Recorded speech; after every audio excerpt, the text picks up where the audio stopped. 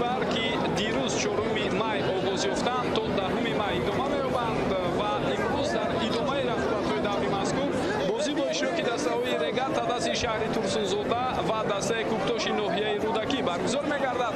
این رقابت در ورزشگاه تالکو آرنا شهر ترسونزاده با اشتراک این دو دسته برپا می‌شود و همین حال شما امکان دارد که در پخش مستقیم این بازی را تماشا کنید. امیدوار باشم که دسته‌ها یک بازی خوب و دیدنی را برای ما و شما پیشنهاد خواهند کرد و در ابتدا بیایید به هیئت‌های اولیه هر دو دسته نظر اندازیم. امروز دسته میزبان رگاتا دست ترسونزاده با هیئت زیرین وارد میدان شده است و واقعا میتوانیم بگوییم که با فرق از بازی قبلی که مقابل فایزکند بود و رگر اونجا مغلوب شد تغییرات زیاد هم هست. کای گوتسون در خط دروازه رقم 16 فوتبالبازان خط دفاع ارتور پرینس فری دو رقم 12 رقم 44 بختیار قلندرов رقم 22 اکبر بابامرودов رقم 20 حکمت الله رسولов نیم محافظتگران اکبر شلداری آرش رقم 31 رقم 6 شوراد المرادov رقم 10 فیروز بوبیف رقم 11 فریدون دولتов حملهگران عبدالخلیل بارونов رقم 9 کاپیتان دسته و رقم 30 نوریدین همراکولов سرمربی دسته علیور اشورمحمدov فوتبالبازان هیئت احتیاطی دسته رگر را در هفته بازی باز به شما معرفی خواهیم کرد. هیئت دسته مهمان کوکتوش که امروز با پیراهن‌های زرد بازی میکند. ابراهام آدونکور در خط دروازه رقم 1 فوتبالبازان خط دفاع رقم 74 سوربون غیوسов رقم 17 کاپیتان دسته احتم خولبویف رقم 20 محمد کمال رقم 12 مرودов азамҷон ним محافظتگران رقم 2 سلیمان صابیرов رقم 10 صابرجان خولمатов رقم 7 محیدین عادلов و رقم 8 алишер шукуров حملهگران محمد گулаев رقم 98 و رقم 9 عزیزبек султонов سرمربی دسته اهلدین تردیев. اینک بازی شروع می شود و چطور میبینیم بینندگان گرامی در جریان رقابت امروزه گروه داوران تحت رهبری خورشید دادابویف از شهر خوجند دعوت شدند. او با حیث داوری مرکز کار میکند. در کنارها با او منیرخان اشورов و نسیم جان منصورов هر دو هم از ناحیه باباجان غفورов کمک میرسونند. داور احتیاطی سعید جان زینالدینov از شهر دوشنبه است. ناظر داوران رستم عبداللهov از شهر دوشنبه و کمیسر بازی عبدالله ساقیف از شهر دوشنبه هستند. با تمام شخصیت رسمی که در ابتدای بازی امروز حالا در میدان هستند شناس شدیم و بعداً باز درباره هیئت احتیاطی بازیگران هر دسته ایستاده میگذاریم. قاعده بازی بیان میشود در این حالت از سوی فوتبالبازی دسته کوکتوش و چطور میبینیم در همین حالت نسبت اکبر شلداری آرش لیگنری ایرانی دسته رگر قاعده بازی بیان شد و مثل زد یادآور شویم که اکبر شلداری آرش در همین موسم باری اول در هیئت اساسی دسته رگر به میدان برآمده است. در بازی قبلی ما از کرسی بازیگران نوبتگوی به میدان برآمدن این فوتبالباز رو دیده بودیم. خوب بالاتر گفتم که در هیئت رگر تغییرات ها هستند. 4 نفر عوض شدند به فرق از بازی که ضد فایزکند بود و رگر به طور توجیه ناگهانی با حساب بنیاد کلان در سفر 5-1 شکست خورد. البته اقتدار دسته ها در لیگ عالی فوتبال کشورمان اگر از یک جهت بهادیم غیر از استقلال چون به نظر میرسد که دیگر دسته ها به هم دیگر خیلی نزدیک هستند و از این سبب بعضا وقت باختایی که میشود با حساب های کلان گویم میتوانیم بگوییم که این توجیه شاید هنگامه نیست بلکه جریان رفت بازی ها بعضا وقت وابسته به گویم آسیب گرفتن فوتبالبازان از میدان خارج شدن اونهایی که بازی به نظم و نظام نشان دادن یک دسته باعث بر آن میشود که همین گونه نتیجه به خط گرفته شود. به هر حال رگر انتظار میرفت در برابر فایزکند هم بازی خوب نشان میدهد اما اونجا مغلوب شدند. خوب تغییرات ها به طور ذیل هستند. دلیر عزیزov که در دو بازی اخیر پیوسته در هیئت اساسی جا گرفت با کرسی بازیگران احتیاطی نشانیده شد. دروازه‌بان و جای کای گوتسون برآمد. خوب در کنار راست خط دفاع حکمت الله رسولov از دقیقه اول وارد میدان شده است. او با جای فیروز قرایف به میدان برآمد. در خط نیم محافظه اکبر شلداری آرش با جای شاروخ سنگ وارد میدان شد و همچنین رسول فیضov هم در کرسی بازیگران احتیاطی نشانیده شد. با جای او به میدان فیروز بوبیف وارد کرده شد از جانب علیور اشورمحمدov. در عموم 4 تغییرات اصلا انتظار بودیم این تغییرات را بعد از اون بازی بعد که رگر داشت در همون رقابت. خب حالا هجوم دوام می‌یابد با تو فوتبالبازان دسته کوکتوش پرتافت توپ اما این وضعیت را اکنون بختیار قلندرов برطرف کرده ایستاده است. قاعده بازی بیان شد در این حالت.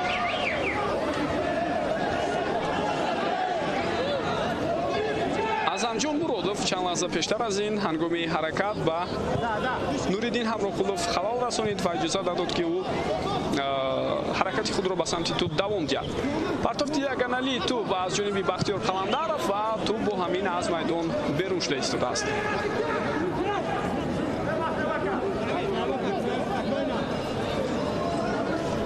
чунин ба назар мерасад ки андаке нофаҳмӣ байни футболбозони дастаи Регар ҳам ҳаст дар мавриди ҷо гирифтан дар ҳайати асосӣ ва дар курсии бозигарони эҳтиётӣ боқӣ мондан. Мо қаблан як норозигии Фирӯз Богиевро ҳам дар ҷараёни бозиҳо аз сармураббии даста дида будем. дар рафти рақобате ки пеналтиро зада натавонист муқобилаи Схата ва Регар дар ниҳояти кор дар ҳамон бозӣ 1-0 шикаст хӯрд. Ва ман ин албатта як ҷузъи футбол аст, аммо ба ҳар ҳол вақте каме нофаҳмиҳо ва муҳит носолим мешавад, ин бетаъсир ба ҷараёни бозиҳо намемонад. Вале Регар дасте аст ки ҳоло нофаҳмӣ байни футболбозон ибтидои ҳамин мавсимро ба эътибор бигирем. Ин ҳафтумин бозӣ аст барои онҳо, яъне як даври рақобатҳо бо сабабҳои барои мо шумо маълум баргузор нашуд. мебинем лаҳзаеро ки чӣ гуна байни Акбар Бобомуродов ва Собирҷон Холматов нофаҳмӣ ба вуҷуд омад. ҷонибҳо ба мувофиқа расиданд ва акнун ин нофаҳмӣ рафт карда шуд. Ва Регар аз ҳамин 7 бозие ки доир карда истодааст, аз ҷумла ҳамин бозии ҳафтумин бозии онҳо дар ҳамин мавсим аст, 5 таашро дар хонаи худ доир кардааст.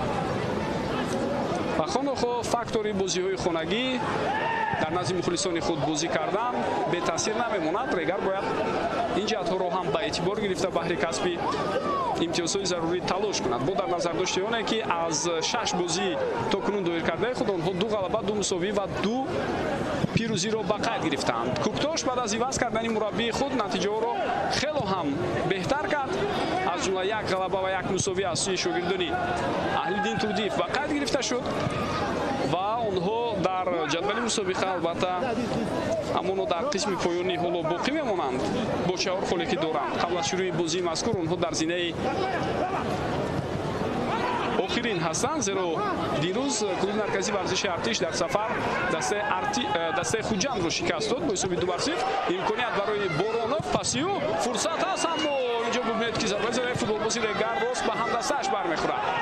боз як партофти дигар Ҳикматулло Расулов ва бубинед ки инҷо акнун дарвозабон Абраҳам Одонкор як илоҷ карда ин вазъиятро бартараф кард.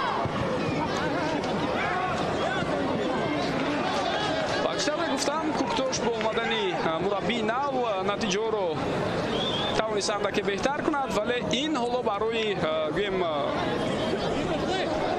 боз ҳам қонеъ кардани мухлисону алоқамандони футболи ин даста кифоякунанда нест. ҳамон лаҳзае ки Фирӯз Бобиев рост ба ҳамдастааш зарба зад, бори дигар барои мо шумо нишон медиҳанд ва баъдан каме дифоъгарони дастаи Куктош ба дарвозабони худ халал расониданд, аммо Абраҳам Одонкор ҳамон ҳолатро бартараф карда тавонист. ҳоло ба дарвозабони дастаи Куктош ёрии тиббӣ мерасонанд. болотар дар мавриди тағйиротҳо дар ҳайати дастаи Регар муфассал ҳарф задем, аммо дар ҳайати дастаи Куктош ягон дигаргунӣ нест. баъд аз ҳамон бозие ки дар даври қаблӣ шогирдони Аҳлиддин Турдиев доштанд ва зидди Хуҷанд тавонистанд бозиро 1-1 кунанд, имрӯз 11 нафари аввал иваз нашудааст. боз ҳам ҳамон чеҳраҳо, ҳамон номунасаб, ҳамон нафарон аз дақиқаи аввал ба майдон баромаданд. ва ин як сабаб ҳам дорад, зеро дар курсии бозигарони эҳтиётии дастаи Куктош он қадар шумораи зиёди футболбозоне ки барои бозӣ дар ҳайати асосӣ мутобиқ бошанду тайёр бошанд дида намешавад. ва мумкин тобистон дар авзанаи гузариши тобистона андаке ҳайати ин даста ҳам боз пурқувват карда шавад, зеро дар курсии бозигарони эҳтиётӣ низ аз ин ҷиҳат камбудиҳо дар ҳайати дастаи мазкур дида мешавад. дар маркази майдон тӯбро футболбозони Регар ба худ бармегардонанд. партофти тӯб ба назди дарвозаи ҳариф ва инҷо оромона Абраҳам Одонкор тӯбро ба дасти худ мегирад.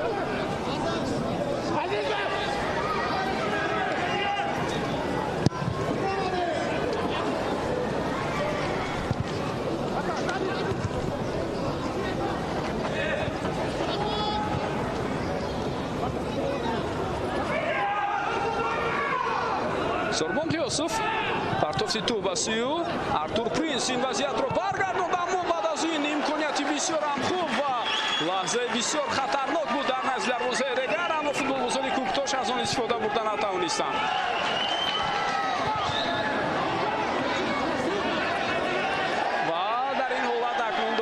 اشاره میکند که چیزی نیست. بار دیگر میبینیم پرتافت تو و سوی سوربون غیاسف ارتور پرینس این وضعیت رو برمیگرداند، اما در بازیافت توپ همون طوری که شما هم شاید دیدید محیدین عادل فعال بود و محض همین فوتبالباز که در دور گذشته در بازی با خوجند حساب رو 1-1 کرد، ضربه میزند جانب دروازه رگر، اما یک گودسون این حالت رو برگردانده توانست. بسیار هم خوب بازی کرد اکنون در این حالت ارتور پرینس. عموما در بین دفاعگران دسته رگر یگانه نفری که شاید با او سوال نیست در مورد بازیش این ارتور پرینس است.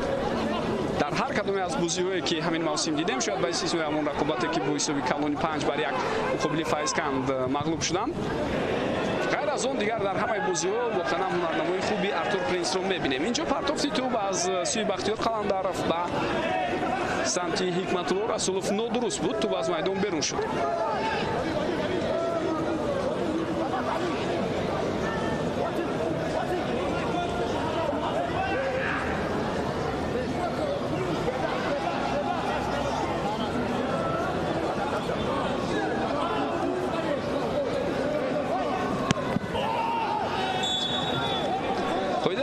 شد در داخل جریمه‌گاه و دوباره مرکز الان مجبور است که رفتی بازی را منع کند.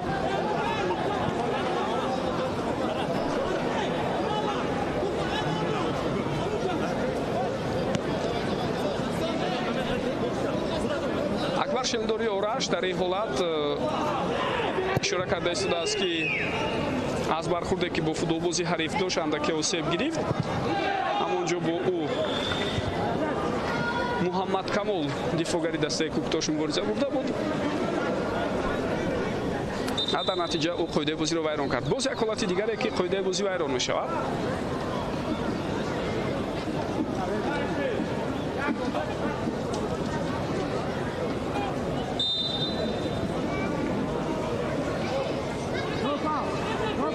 سوربون غیاسف مقابل فریدون دولتов مبارزه برد.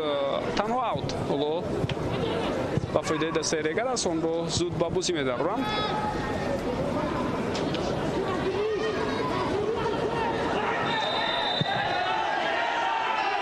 باز یک مورد دیگری که در مرکز میدان قاعده بازی ویران شده است.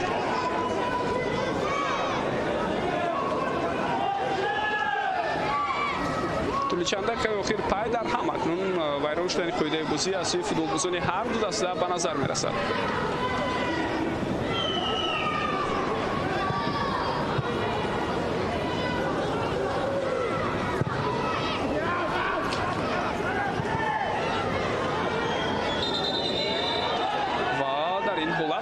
شدن قاعده بازی رو دوباره کناری اشاره میکند و اکنون کارت زرد رو میبینیم که در دست داور است. خورشید دادابویف به این ترتیب اکبر بابامرودov رو جزا میدهد. این به خاطر آن است که در چند حالت پای در هم قاعده بازی ویران کرده شده سوی اکبر بابامرودov و دفاعگری مذکور اکنون باید احتیاط نماید، زیرا هم دستایش رو میتواند در حالت مشکل ترین قرار دهد، زیرا لکه یک کارت زرد دارد. در برابر سلطانوف چطور دیدید قاعده بازی رو او ویران کرد.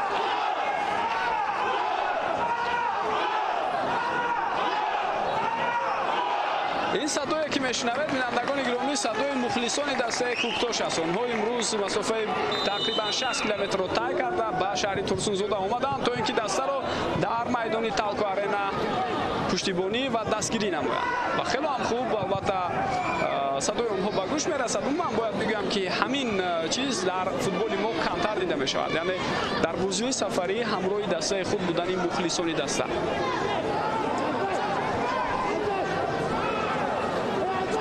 دستایی هستند که مخلصان آنها در بازی سفری دسته ها رو البته همراهی کنند و پیوسته در میدان حریف کمک خود را بهره رسیدن به نتیجه مثبت رسانند. البته اینجا چند میل است، یکی از آنها شاید به نزدیک بودن مسافه بین شهرها و ناحیه‌ها وابسته به بازی که می شود وابستگی هم دارد. نوبتی توپ ба самти Нуриддин Ҳамроқулов буд, аммо топ то ба ин футболбоз нарасид. Муҳиддин Одилов паси додаи ӯро футболбозони дастаи Регар аз майдон берун мекунанд. Аммо маълум мешавад ки пештар аз он аллакай тӯб аз майдон берун шудааст. Аут ба фоидаи Регар. чун фаъоли мухлисони дастаи Куктошро диданд, мухлисони дастаи Регар онҳо низ фаъол шуда истоданд ва бо баланд кардани садои худ шура мекунанд ки дастаи Регар низ имрӯз дар майдон танҳо нест. Регар дар бозиҳои қаблӣ бинандагони гиромӣ аз ҳисоби имтиёзҳои ҷамъовардааш махсусан қабл аз шурӯи даври ҳафтуми рақобатҳо дар қисми болои ҷадвал қарор дошт. 8 имтиёз ҷамъ оварда буданд футболбозони шаҳри Турсунзода, аммо онҳо дар зинаи сеюм буданд баъд аз Истиқлолу Эсхата. аммо ҳамон бохте ки буд аз Файзканд онҳоро якбора ба зинаи ҳафтуми ҷадвали мусобиқа поин фаровард. ва ҳоло Регар аз 6 бозӣ 2 ғалаба 2 мусови 2 бохт дар зинаи ҳафтум қарор дорад бо 8 имтиёз. таносиби тӯбҳо ҳам ба сифр баробар аст, яъне 9 гол задан, 9 гол сар доданд. дар назар дорам албатта таносиби голҳои зада ва сардодаи ин даста. Аҳлиддин Турдиев норозӣ аст аз чунин ҳаракатҳои Ахтам Холбоев, дар ҳоле ки ӯ ишора карда истодааст ба дигар минтақаи майдон тӯбро задан мумкин буд, аммо танҳо тӯбро аз майдон берун мекунад дар лаҳзаи қаблӣ Ахтам Холбоев.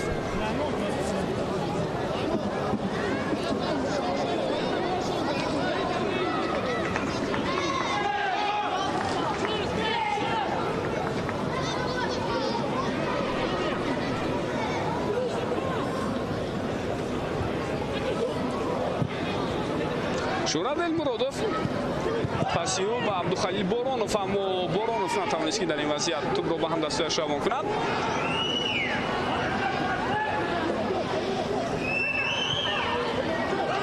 имконияти навбатӣ барои футболбозони дастаи Куктош, аммо на. Авраҳам Одомкор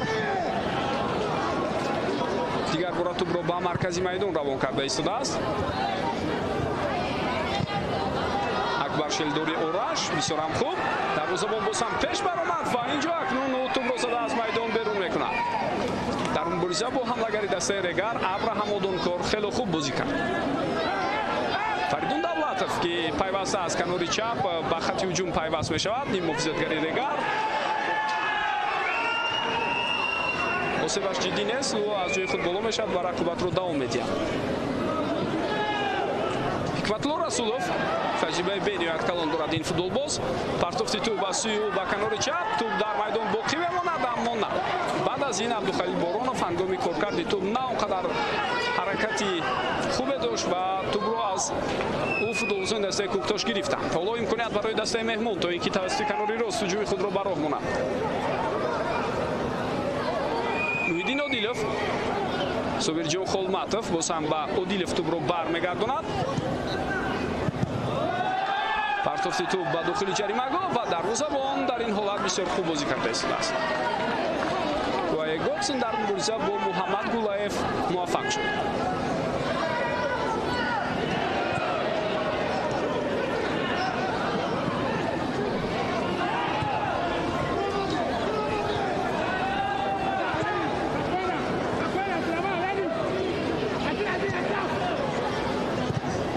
бозигарони Регар аз рӯи мушоҳидаҳое ки дар ибтидои бозӣ имрӯз аст тӯбро бештар дар ихтиёри худ нигоҳ медоранд. Нуриддин Ҳамроқулов ва инҷо дар мубориза бо ӯ ҳамон тавре ки мебинед футболбози дастаи Куктош Азамҷон Муродов муваффақ шуд ва тӯбро зада аз майдон берун кард. ҳуҷуми футболбозони Регар давом дорад ва инҷо акнун онҳо зарбаи кунҷӣ кор мекунанд. довар зуд аз тарибони дастаи Куктош хоҳиш карда истодааст ки ба майдон ҳозир шаванд ва норозигии Аҳлиддин Турдиевро мо ин лаҳзаҳо мушоҳида мекунем. корти зард ба мураббии дастаи Куктош. албатта ором шудан лозим аст дар ин гуна лаҳзаҳо. Аҳлиддин Турдиев яке аз футболбозони дар гузашта муваффақи футболи кишвар ва ба ҳайси мураббӣ ҳам хело натиҷаҳои хуб дошт. мутахассиси 52 сола нафаре ки дар гузашта дар ҳайати дастаи Регар ҳам ду мавсим бозӣ кард. хуб эътироз ба анамин ҳолат аст ки вақте Нуриддин Ҳамроқулов мехост ҳуҷумро давом диҳад, бархурди ӯ бо Аъзамҷон Муродов буд ва довар иҷозат дод ки ҳуҷуми футболбозони Регар давом ёбад. Баъд аз ин футболбозони мизбон кӯшиш карданд як имконияти дигарро пайдо намоянд, аммо дар ҳамон лаҳза як футболбози дастаи Куктош яъне Муродов мусоҳиб осеб гирифтан дар замин мехобид. Аз зарбаи кунҷи тӯбро ба бозӣ дароварданд футболбозони мизбон. Партофти тӯбро мебинем, имконият пайдо мешавад ва фурсат бисёрам хуб буд, аммо бубинед ки зарбаи метавонем бигӯем пӯшноки иҷро шудаи футболбози дастаи Регар дар ҳамон ҳолат аз ҷониби бозигарони дастаи меҳмон бартараф шуд. бори дигар мебинем Фаридун Давлатов ин зарбаро задааст, воқеан ҳам дар ҳамон ҳолат ва чӣ тавре дар ин саҳнаҳои такрорӣ дида мешавад. Агар хато накунам Муҳаммад Камол буд ки ҳамон зарбаро баргардонд ва зарбаи баъдии футболбозони Регар аллакай хато рафт.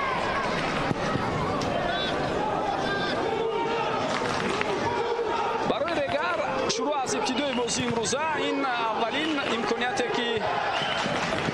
имконияте буд ки нисбатан албатта ҷолиб намуд аз ҳисоби ба вуҷуд овардани фурсати хуби голзанӣ. ҳоло ҳуҷумро футболбозони дастаи Регар давом дода истода, ҳарчанд як ҳамдастаи онҳо осеб гирифтааст. Абраҳам Одонкор тӯбро аз дохили ҷаримагоҳ берун кард ва танҳо акнун довар рафти бозиро манъ мекунад ва шояд бале табиби дастаи Регарро ҳам даъват карда истодааст то ин ки ба майдон омада кӯмаки худро расонад.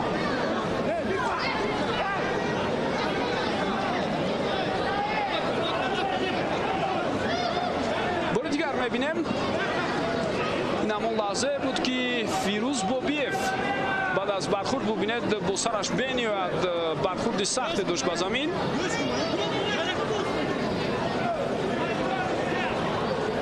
дар ин гуна ҳолатҳо албатта чанд лаҳза лозим аст то ин ки футболбоз дигар бора ба худ ояд.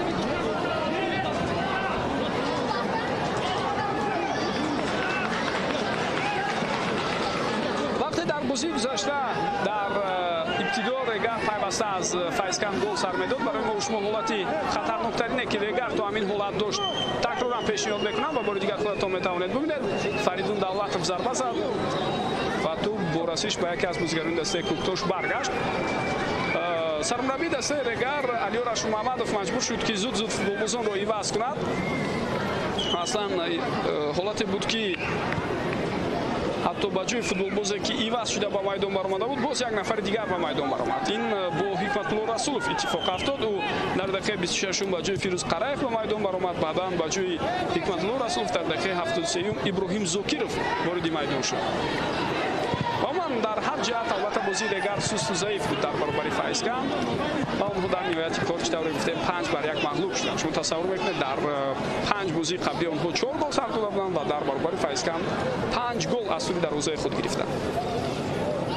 ба ҳамин омил боис бар он гардид ки тафовути голҳо манфӣ шавад барои Регар, яъне аз ин ҷиҳат ки якун он бартарии шумораи голҳое ки дар даврҳои қаблӣ ба даст оварда буданд онро аз даст доданд. барои Куктош ҳам тафовути голҳои зада ва сардода шуда манфӣ аст. онҳо 7 гол заданд ва 12 гол ба дарвозаи худ сар доданд. хело хуб, инҷо идомаи ҳаракатҳои футболбозони дастаи Куктошро мебинем. Султонов аммо аз ӯ тӯбро мегиранд дар ин ҳолат ва боз тӯб ба ихтиёри футболбозони дастаи Куктош бармегардад, аммо акнун Фирӯз Бобиев тӯбро аз майдон берун кард ва аут ба фоидаи дастаи Куктош аст. Сулаймон Собиров аз аут тӯбро ба бозӣ даровард. мубориза давом меёбад ва дар ин ҳолат бибинед ба Султонов муяссар нашуд ки ба тӯб расад. дар қабати дуюм дар дохили ҷаримагоҳи Регар наздик буд ки футболбозони дастаи Куктош соҳиби бартарӣ ҳам шаванд.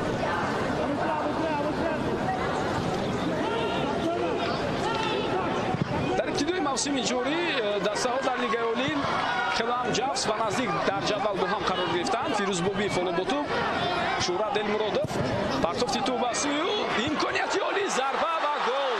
ҳисоб шода мешавад бинандагони гиромӣ ва Абдухалил Боронов, нафаре ки тӯли чандин бозӣ аз имкониятҳои беҳтарин истифода бурда наметавонист, дар ин лаҳза тавонист ки аз як хатои футболбозони дастаи Куктош самаранок истифода барад ва ҳисобро кушояд. ва инҷо албатта бинандагони гиромӣ ду тасаввур пайдо мешавад. Чаро як гурӯҳ мухлисон пурсанд мекунанд ва гурӯҳи дигар мухлисӣ намекунанд. Зеро дар як трибуна ва исло дар як нишастгоҳҳо ҳам мухлисони дастаи Куктош ҳастанд ва ҳам мухлисони дастаи Регар.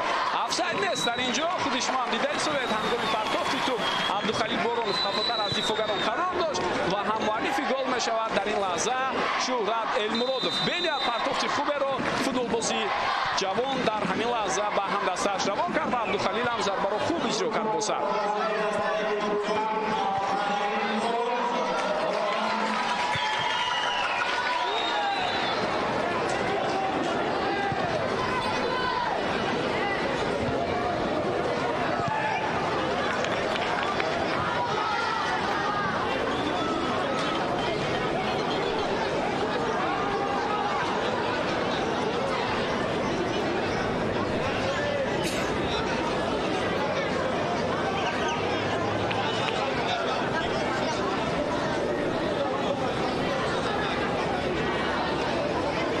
албатта ҳоло кӯшиш мекунад ҳарчи зудтар ҷавоб гардонад ба голи сардодаи худ. баъз эҳтимол дур нест ки имкониятҳо ҳам барои шогирдони Аҳлиддин Турдиев ба вуҷуд меоянд, чун мо болотар ишора кардем ки бо таъин шудани ӯ ва ҳамчунин Алиҷон Турдиназаров ба ҳайси мураббиёни дастаи Куктош ки дар гузаштаам таҷрибаи кор дар ин дастаро доштанд, махсусан дар соли 2018 вақте бори аввал Куктош ба Лигаи Олӣ баромада буд, Аҳлиддин Турдиев ба ҳайси ёвари сармураббӣ буд ва Алиҷон Турдиназаров сармураббии дастаи Куктош ва Куктош дар Лигаи Олӣ ҷои сеюмро гирифт ва дар поёни ҳамон мавсим Алиҷон Турдиназаровро беҳтарин мураббии сол дар Тоҷикистон унвон дода буданд. аммо баъд аз ин ду нафар роҳбари дастаи мунтахаби наврасони то 16 солаи кишварро бар дӯш гирифтанд. бинад ҳунарнамоии ҷолибу дидании шогирдони ин ду нафарро мо дар марҳилаи интихобии чемпионати Осиё дар соли 2019 дида будем ки ҳарифони худро торумор карданд, аз ҷумла Урдуне ки баъдан дар ҷоми Осиё байни ҷавонони то 20 сола дар баробари футболбозони мо 2-0 ғалаба кард. онҳо ҳамон давра 5-2 шикаст дода буданд. ва инак имсол ҳоло партофти тӯбро мебинем. бахтиёр Қаландаров ин ҳолатро бармегардонад. Алиҷон Турдиназаров бо ҳамроҳии Аҳлиддин Турдиев баргаштанд ба симати мураббигӣ дар бошгоҳҳо. 5 соли охир онҳо дар ҳайати дастаи мунтахаби наврасон ва баъдан ҷавонони кишвар ҳамон кор мекарданд. зарбаи кунҷи аст ба фоидаи дастаи Куктош.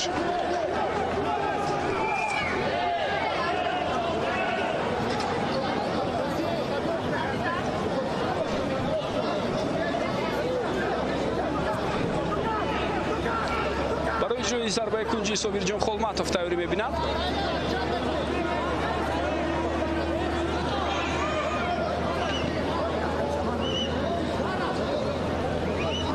партофти тӯб ба сӯи ӯ, аммо зуд футболбозони дигар ин ҳолатро бартараф карданд.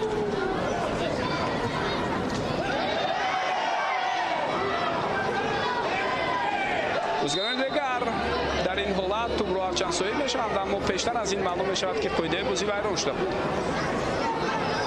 Хуршед Дадабоев довари марказ ишора мекунад ки қоида вайронкунӣ чанд лаҳза пештар аз ин сурат гирифта буд. дар даври гузашта Хуршед Дадабоев ба ҳайси сардовар дар рақобати марказӣ бо иштироки дастаҳои Равшани Кулоб ва Истиқлоли Душанбе иштирок кард ва аслан баҳои бисёр баландам гирифт.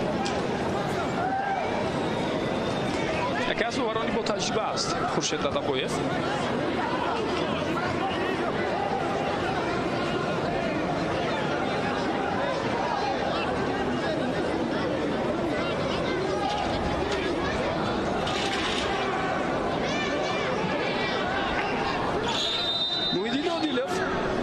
партофти тӯб ба сӯи ӯ, инҷо имконият барои футболбозони дастаи Куктош мумкин буд пайдо шавад. ҳоло ҳам талоши онҳо давом дорад.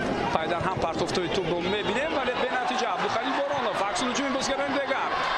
Нуриддин Амроқулов бо тӯб. Шӯҳрат Элмуродов. Ҳикматулло Расулов. партофти тӯб ба сӯи ӯ. на он қадар зарбаи хуб аз ҷониби футболбози дастаи Регар, аммо дар бозёфти тӯб боз ҳам футболбозони мизбон фаъол ҳастанд. Ҳикматулло Расулов боз як ирсоли дигар аз сӯи ӯ ва ин дифоъ мебинед чӣ гуна имконият аз байни ду дифоъгари дастаи Куктош меҷаҳаду зарба мезанад Фаридун Давлатов, аммо зарбаи задааш каме баландтар рафт.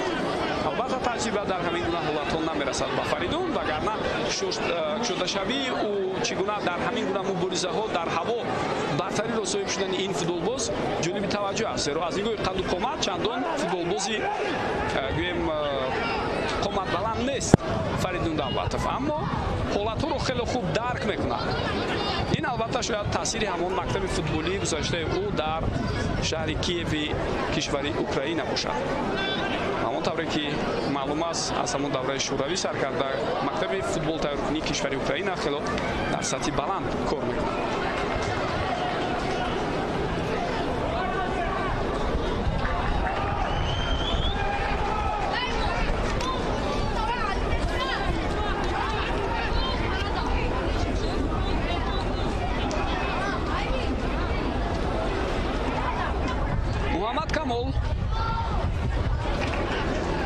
инҷо партофтиу оё дар майдон боқӣ мемонад. бале як илоҷ карда футболисони дастаи Куктош тӯбро нигоҳ доштанд.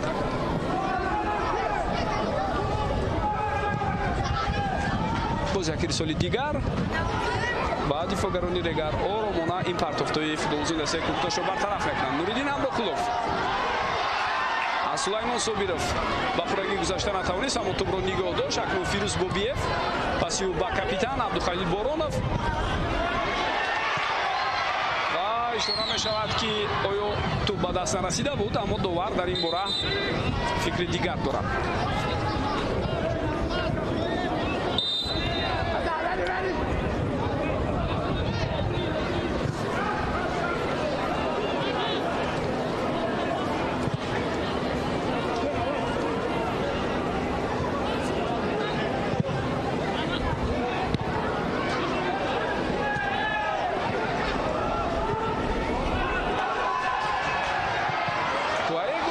сари вақт инҷо аз мавқеи худ берун шуд ва бо ҳамин ин хавфу хатарро маҳз дарвозабон бартараф карда истодааст.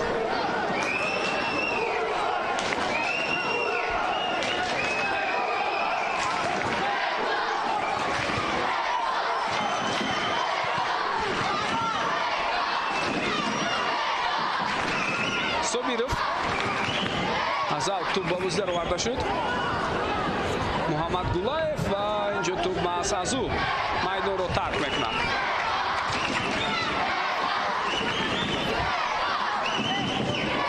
Куктош баъд аз иваз кардани мураббии худ дар баробари дастаи Хатлон бо ҳисоби калони 5-1 агар хато накунам зафар ёфта буд ва баъд аз он бо Хуҷанд мусовӣ кардан. инам дар ҳолест ки дар баробари Хуҷанд 1-0 қафо мемонданд ва чӣ тавре гуфтем дар дақиқаи 70 ҳисоб баробар шуд. қоидаи бозӣ вайрон мешавад дар ин ҳолат.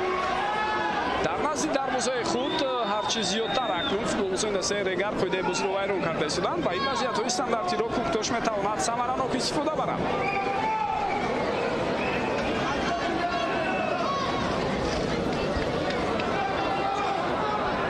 бори дигар мебинем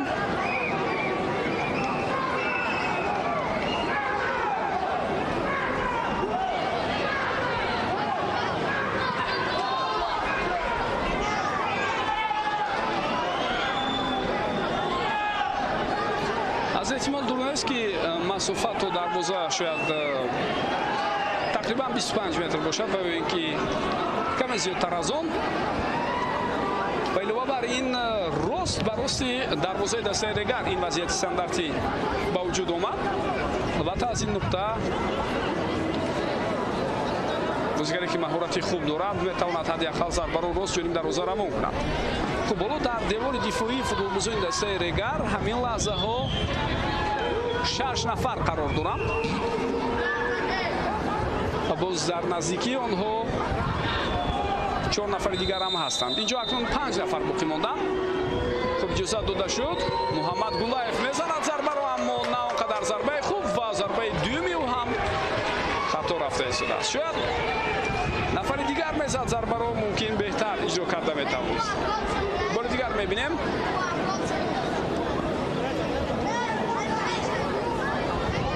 غیر از محمد گلایف البته محیدین عادلov ҳамчунин Собирҷон Холматов, Азизбек Султонов нафароне ҳастанд ки метавонанд дар ҳамин гуна мавридҳо зарбаи ҷаримавиро иҷро кунанд. баъдан боз дар вазъиятҳои стандартӣ дигар хоҳем дид ки оё воқеан ҳам Муҳаммад Гулаев иҷрокунандаи асосии зарбаҳои ҷаримавӣ аст ё ин ки нафарони дигар низ чунин ҳуқуқ ва имкониятро доранд. хатои Сулаймон Собиров дар ин болаат, аммо ҳамдастояш инро ҷуброн карданд. Алишер Шукуров пас ба канори рост. баъд аз задани гол акнун бештар дар майдон аз ҳисоби фоизи тӯбдорӣ агар баҳо диҳем бозигарони Куктош бештар бо тӯб ҳастанд. бозиро давом диҳед мегӯяд довар, ҳарчанд андаке Акбар Шилдори Ораш дар ҳамон ҳолат ба Собирҷон Холматов бархӯрд.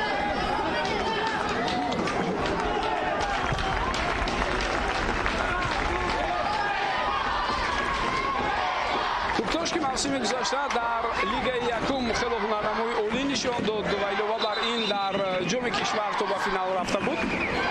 ҳаяташ хело тағйир ёфтааст. Яъне як қисмон футболбозоне ки дар роҳи баргашти даста ба Лигаи олӣ саҳми калон доштанд, имсол дар ҳайати даста нестанд, онҳо ба ҳайати бошгоҳи дигар гузаштанд. ҳамчунин асlan мушкили асосии дастаи Куктош дар ибтидои мавсим ин буд ки сармураббии даста Тоин Муминов дастаро тарк кард.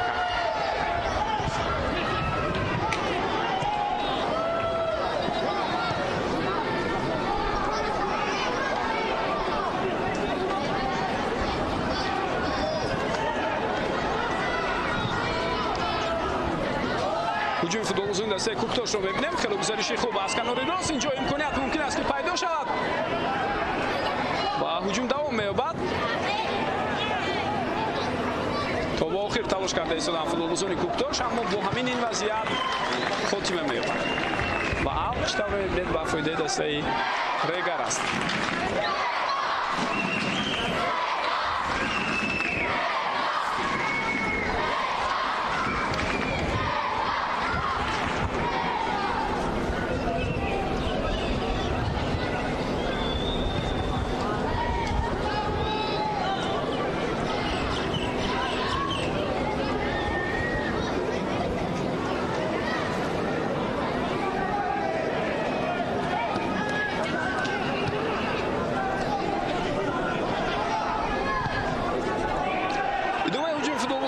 Куктошро мебинем. дар ин ҳолат акнун каме нофаҳмӣ байни футболбозони даста. Алишер Шукуров мехост ба Азизбек Султонов пас яд, аммо Азизбек каме ба самти дигар ҳаракатро оғоз карда буд.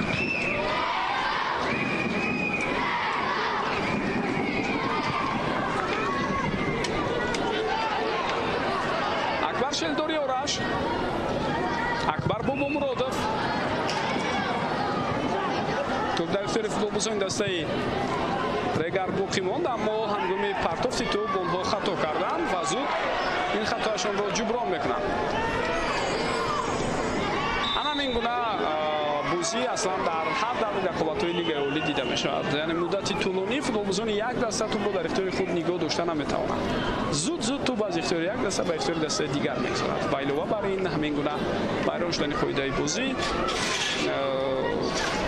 از میدان بیرون برآمدن توپ، اگر ما وقتی میانه در میدان قرار داشتن توپ رو به اعتبار بگیریم، یعنی اون لحظه‌ای که بیوسته با توپ بازی میکنند و حرکت میکنند فوتبالبازان در میدان، شاید اون با 45 دقیقه برابر باشد و حتی ممکن در بعضی از حالت‌ها کمتر. این بسیار نگران کننده است البته. و دور به دور، سال به سال البته باید برای نشان دادن بازی زیبا комбинатсиони дастаҳои Лигаи Олӣ талош кунанд. Танҳо партоф, танҳо гӯем ҳарчи бодобод гуфта тӯбро ба пеш задан ва бо ҳамин роҳ ба натиҷаи мусбӣ умед бастан барои шояд як бозӣ натиҷа диҳад, барои 10 бозӣ натиҷа диҳад, аммо барои як мавсим, барои нақшҳои чандин сола ин кор намедиҳад. Дар футболи муосир ҳам албатта ин чизро дигар қабул надорад. Окей, метавонем бо боварӣ бигӯем ки футболи муосир то ҷои ба илм ҳам табдил ёфтааст.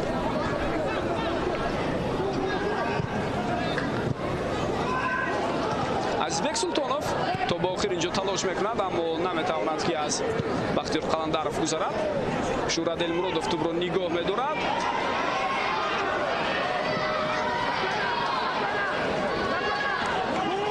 ба Фирӯз Бобиев андаке дер кард ва фикрам Шуҳрат Элмуродов тӯбро аз ҳад зиёд дар худ нигоҳ дошт ва дар натиҷа зуд футболистони дигар ҳуҷумро ташкил карда натавонистанд. Бозиак партофти дигар бисёр ҳам хуб ба самти чап ва инҷо Фаридун Давлатов аст. Аҳтам Холбоев гузашта наметавонад.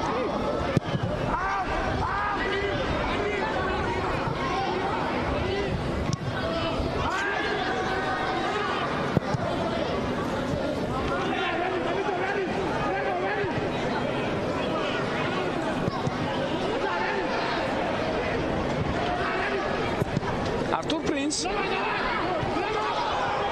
Нуриддин Ҳамроқулов ба Боронов паси ҷавобӣ медиҳад ба Нуриддин. Инҷо ҳуҷумро давом додан мумкин. Футболисони дастаи Регар бо тӯб ҳастанд. Фирӯз Бобиев ирсоли тӯб ба сӯю аммо рост ба дасти дарвозабон.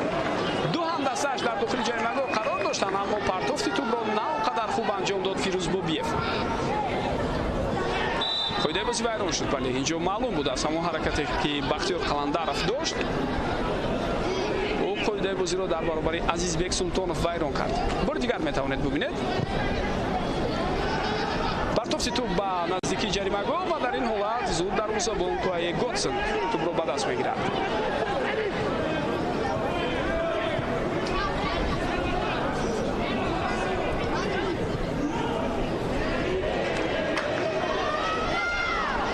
ҳангоми пас додан албатта ҳам Шуҳрат Элмуродов ва ҳам ҳангоми қабули он Ҳикматулло Расулов чандон ҳаракати хубе надоштанд. қоидаи бозӣ акнун вайрон шуда истодааст. хатои худро иқрор мешавад футболбози дастаи Регар Шуҳрат Элмуродов.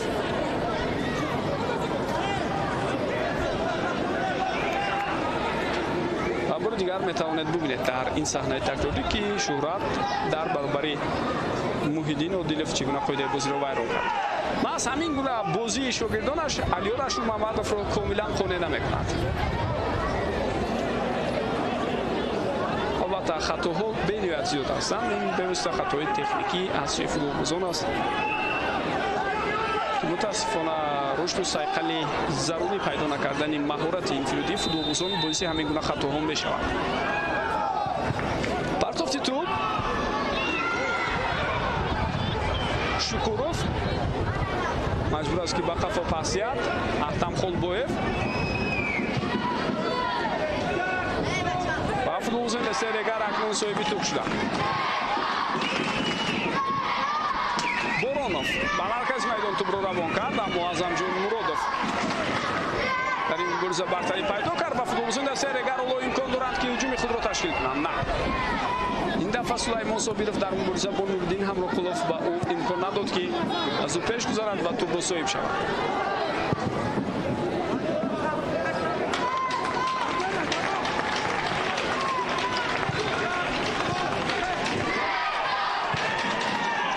дар маркази майдон боз ҳам тӯб ба ихтиёри футболбозони дастаи Регар баргашт. Абдухалил Боронов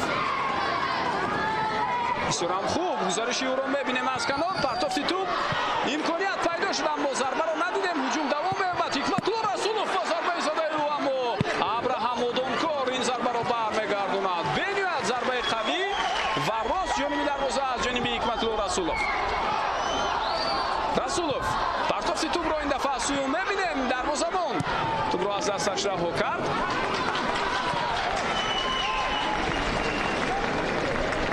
ва акнун тӯб аз майдон берун шуда истодааст.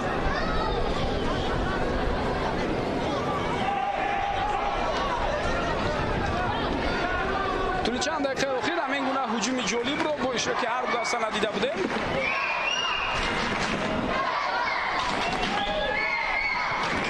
ва дар рафти ҳуҷуми қаблӣ воқеан ҳаракатҳои бисёр хуби инфиродӣ футболбози дастаи Регар таъсири калон дошт. Абдухалил Боронов инҷо боз як ҳуҷуми дигар ва зарбаи задаи Акбар Бобомуродовро дидем ки дарвозабон Абраҳам Одонкор баргардонд.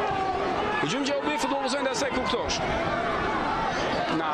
акнун дар ин вазъият тӯбро дар майдон нигоҳ дошта наметавонанд меҳмонон. ва биёд бори дигар бубинем партофти тӯбро аз сӯи Абдухалил Боронов, баъдан зарбае ки Ҳикматулло Расулов иҷро кард. Албатта дар худи ҳамон лаҳза ибтидо чӣ гуна Абдухалил Боронов аз як дифогари дастаи Куктош гузашт, агар хато накунам аз капитани дастаи мазкур Ахтам Холбоев ва баъдан партофти ту ба сӯи ӯ. Ба илова бар ин дар ҳуҷуми баъдии худ боз футболбозони дастаи Регар як зарбаи дигар ҷониби дарвоза ба қайд гирифтанд. дар ҳамон ҳолат ҳам Абраҳам Одонкор бисёр хуб бозӣ кард.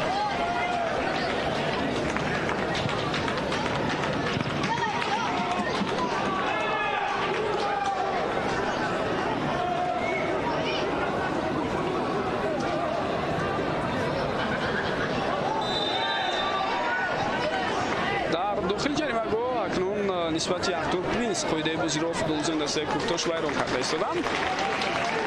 Артур Принс қаблан таҷрибаи бозӣ дар ҳайати дастаи Куктошро дошт, бинандагони гиромӣ, ва бештари мухлисони дастаҳои лигаи олии футболи кишвар маҳз тавассути бозиҳо дар ҳайати ҳамин даста Артур Принсро аслан шинохтанд. то ба охир талош кард Ҳикматулло Расулов ва тӯбро ба ихтиёри дастаи ҳариф надод. бозигарони Регар акнун мехостанд бо анҷом додани як партофти тавили ту ба самти Нуриддин Ҳамроқулов имконияти хубе пайдо кунанд, аммо ин тавр нашуд.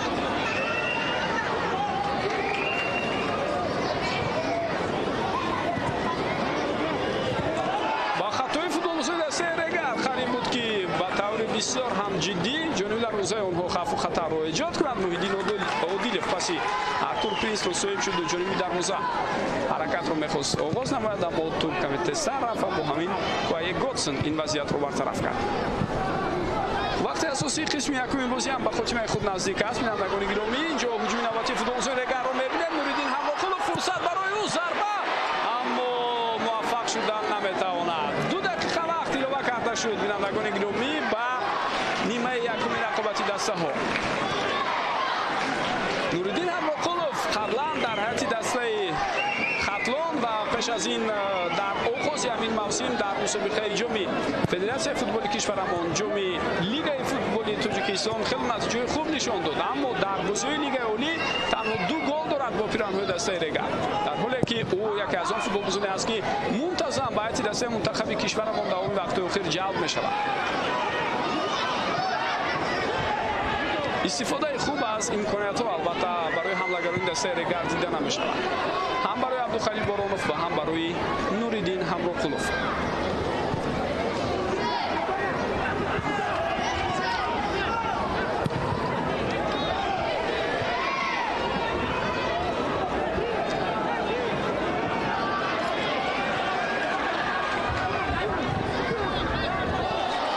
тӯбро дар майдон нигоҳ дошта истодааст инҷо футболбози дастаи Регар Фаридун Давлатов. хуб доварчӣ ишора мекунад. аут ба фоидаи дастаи Куктош.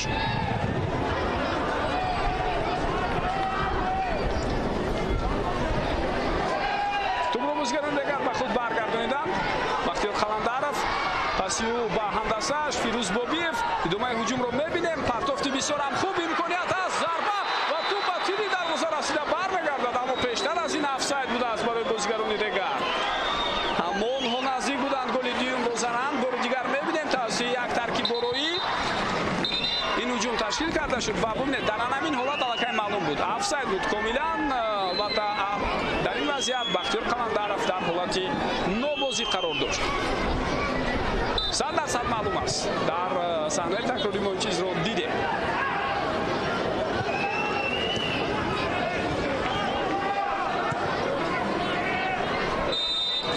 хуб, бо ҳамин 2 дақиқа вақти илова кардаи Хуршед Дадабоев хотима меёбад. бинандагони гиромӣ, нимаи якум бо бартарии футболбозони дастаи Регар ҷанбаст шуда истода. соли онҳо дар ҳисоб 1-0 пешсаф ҳастанд, аммо фикр дорам ин охири кор нахоҳад буд. ҳатман дастаи Куктош баъд аз танаффус баҳри касби имтиёз дар баробари Реганта даст дар бозии сафарӣ талош мекунад. андаке танаффус мекунем ва баъдан барои тамошои қисми дуюми бозӣ боз ҳам ба варзишгоҳи Талку Аренаи шаҳри Турсунзода бармегардем. умедворам ки бо мо хоҳед буд.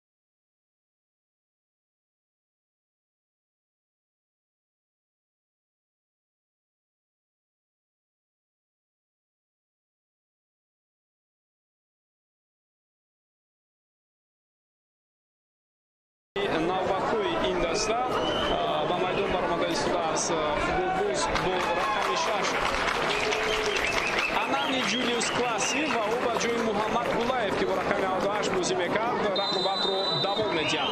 Хуб, ду тағйирот дар ҳайати дастаи регар болотар гуфтем ки сурат гирифт.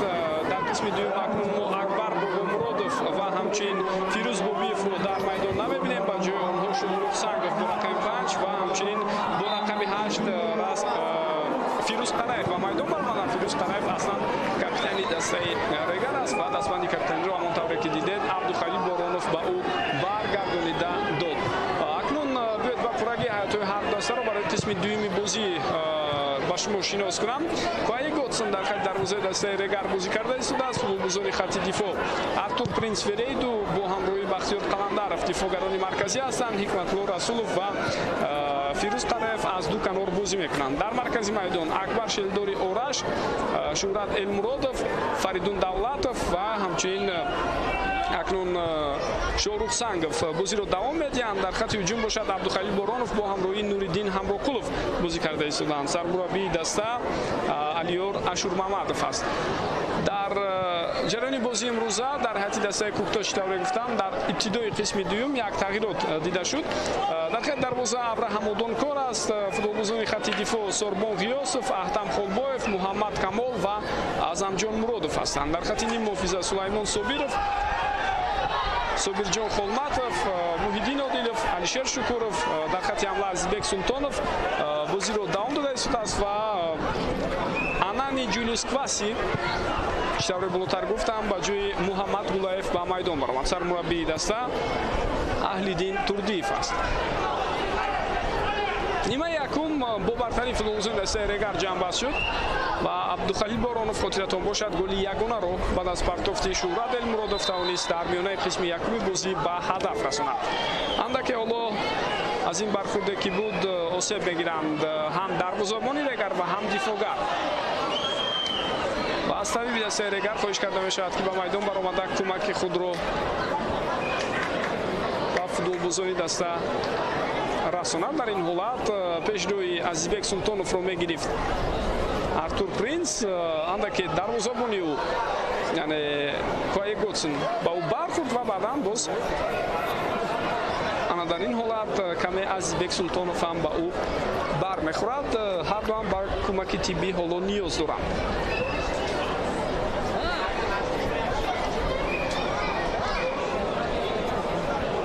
чанд лаҳза тағйирот бояд дар ҳайати дастаи регар сурат гирад. Барои баромадан ба майдон бо рақами 19 Иброҳим Зокиров тайёрӣ мебинад. Хуб, дар курсии бозигарони эҳтиётии дастаи регар дарвозабон Далер Азизов, дифоъгарон Доробҷон Эргашев, Ёқубҷон Ахмедов, ним муҳофизатгар Расул Файзов, ҳамчунин Шерзод Маҳмадиев ва боз Иброҳим Зокирову ҳамлагар Аминҷон Эргашев қарор доранд. ҳоло мо тағйироти навбатиро мебинем. Дар ҳайати дастаи регар Фаридун Давлатовро аз майдон мегирад мураббӣ. маълум мешавад ки осеб гирифтааст Фаридун ва бозиро давом дода наметавонад. маҳз аз ин сабаб ба ҷои ӯ Иброҳим Зокиров ба майдон баромада истодааст.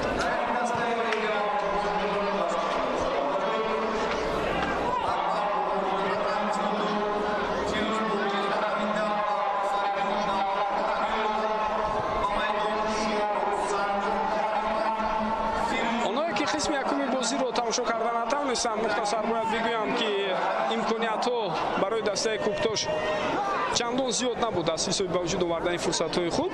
аммо регар имкониятҳояш зиёдтар буд. дар ду маврид дарвозабон Абраҳам Одонкор зарбаҳои садаи футболбозони дастаи регарро бартараф кард. яке аз ҳолатҳои дигар ба гол оварда расонид. ва умуман бозигарони регар дар охири қисми якум голи дуюмро ҳам заданд, аммо он бо сабаби офсайд баъдан бекор ҳам карда шуд. Артур Принц бисёр ҳам хуб бозӣ мекунад.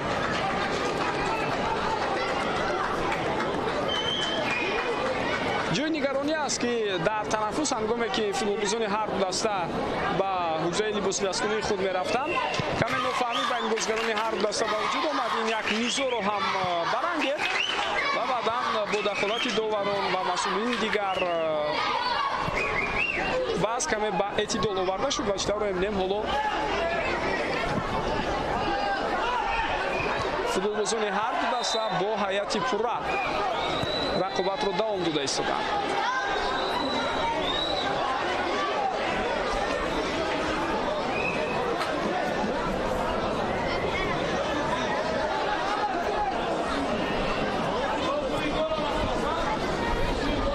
лаҳзае ки Аҳтам Холбоев қоидаи бозиро вайрон кард, барои мо шумо саҳнаи такрории ҳамон қоида вайронкуниро ҳоло пешниҳод мекунам.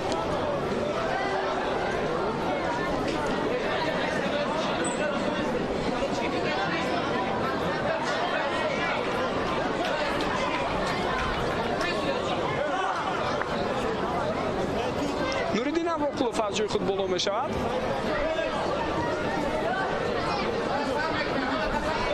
ва бори дигар метавонед бибинед чӣ гуна Аҳтам Холбоев ба омода бармехӯрад. бале ин қоида вайронкунӣ аст. фирӯз Қараев дар назди тӯб одатан ин футболбоз хело ҳам хуб аз вазъиятҳои стандартӣ ба ҳамдастааш партофтро анҷом дода метавонад, вале ин дафъа ин бештар ба зарба монанд буд ва ҳамчунин расиши тӯб ба футболбози дастаи Кӯктош андаке барои дарвозабон Амра Ҳамодонкор мушкилиро ба вуҷуд овард, аммо дарвозабон дар умум метавонем бигӯем ки ба таври бисёр ҳам хуб ин вазъиятро бартараф карда тавонист. бозигарони ҳайати эҳтиётии дастаи Регарро болотар ёдовар шуданд. дар курсии бозигарони эҳтиётии дастаи Кӯктош бошад нафарони зерин аст. чӣ тавре аз рӯйхате ки дар дасти мо аст, дарвозабон нест инҷо дар курсии бозигарони эҳтиётӣ. хуб дифоъгарон Муҳаммадҷон Раҳмонов, Шоҳрухи Абдуҳаким, ним муҳофизатгарон Ҳомид Иброҳимов, Фаррух Каримов, Мансур Шарафҷони Мансур ва ҳамлагарон Сундай Алонжисонг ва Манучеҳри Ҷамшед ҳастанд. як нафар аз байни онҳо Анани Ҷулиус Кваси дар оғози қисми дуюм ба майдон ворид шуд. Собирҷон Холматов дар назди тӯб ва барои иҷрои зарбаи ҷаримавӣ тайёрӣ мебинад.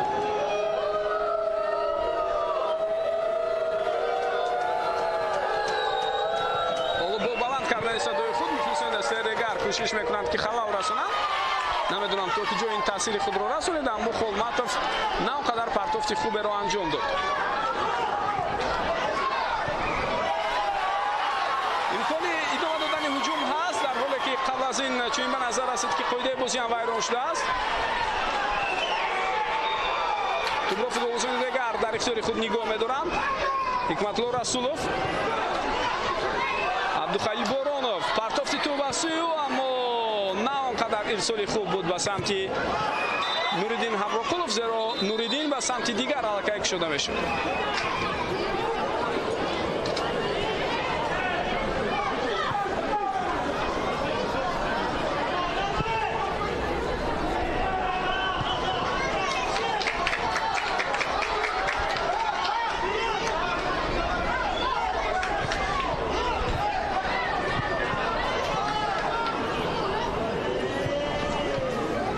Шурат Элмуродов муяссар намешавад ки тӯбро соҳиб гардад дар маркази майдон.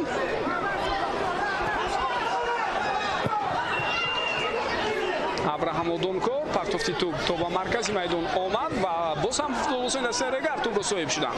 Нуриддин Амроқулов, Аҳтам Холбоев дар ин мубориза ҳам ноком шуда истодааст бо ин футболбоз. ҳуҷумро давом додан мумкин. Шоҳрух Сангов партофти тӯб аз сӯи ӯ. ва бубинед ки чӣ гуна ирсоли бисёр ҳам хуб буд, аммо нарасид. Исоли сипос мекунад ба ҳамдастааш барои чунин партоф. вале чӣ тавре мебинем аз имконият ба таври зарурӣ истифода бурда натавонист.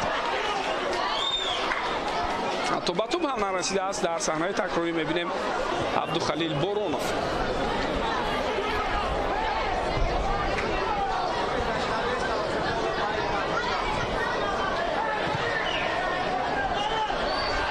Одилов то ба охир мубориза мебарад футболбози дастаи Кӯктош ва инҷо аут ва фоидаи дастаи Регар аст. бори дигар метавонед бибинед тӯб аз майдон берун шуда.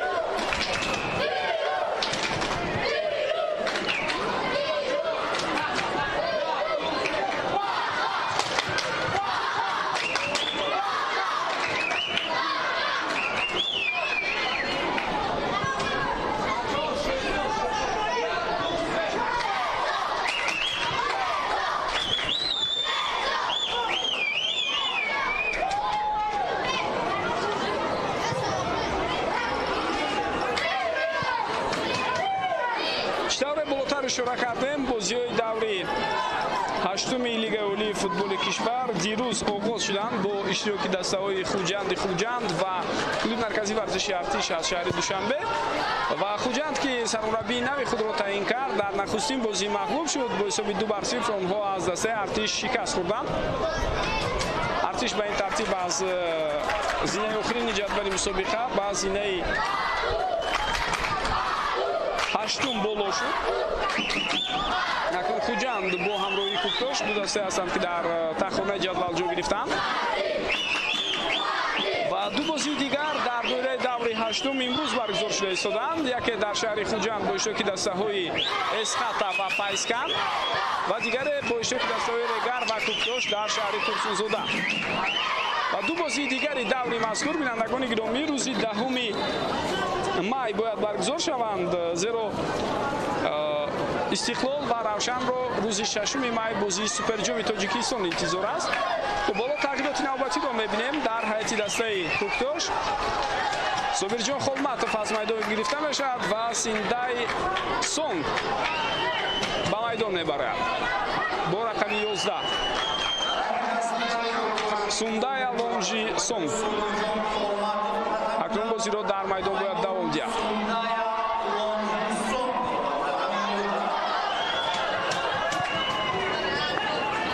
با همین اینجا هجوم نوبتی فوتبالبازان دسته کوکتاش خاتمه یافت. خب روز 10 مای روشن در میدان خانگی خود حاصلات را قبول میکند و استقلال همان روز بر مقابل خطلون باید بازی انجام دهد. بعد از این البته بازی‌های دوری هشتم خاتمه می‌یابند، اما روزهای 13 و 14 مای ما و شما را باز بازی‌های دوری نوبتی یعنی دوری نهم لیگ اولی در این موسم انتظار است. و اونجا هم چندین بازی‌های جالب است. از جمله کوکتاش در خانه خود با اسخاتا، دسته ارتش در میدان خود با رگاتاباس، حاصلات با استقلال، فایسکن با روشن و خطلون با خوجند بازی میکنند. فرصت برای فوتبالبازان دسته کوکتاش. اینجا ضربه رو میبینیم جانبی دروازه و این دومین ضربه فوتبالبازان دسته کوکتاش در هفته بازی امروز جانب دروازه کوی گوتسن است.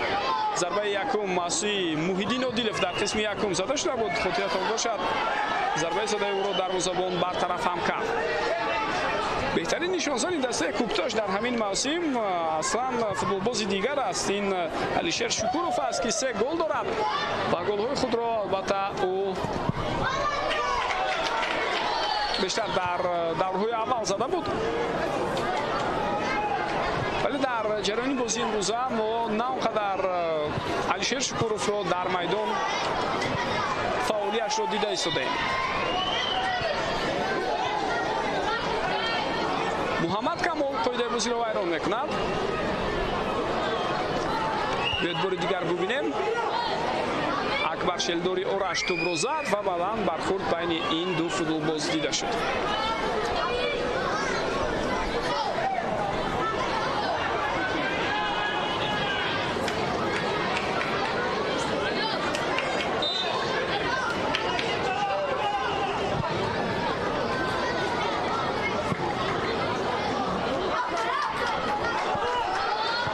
فرصتی نوبتی برای فوتبالبازان دسته رگر ممکن بود که پیدا شود، اما در این وضعیت بازم دروازه‌بان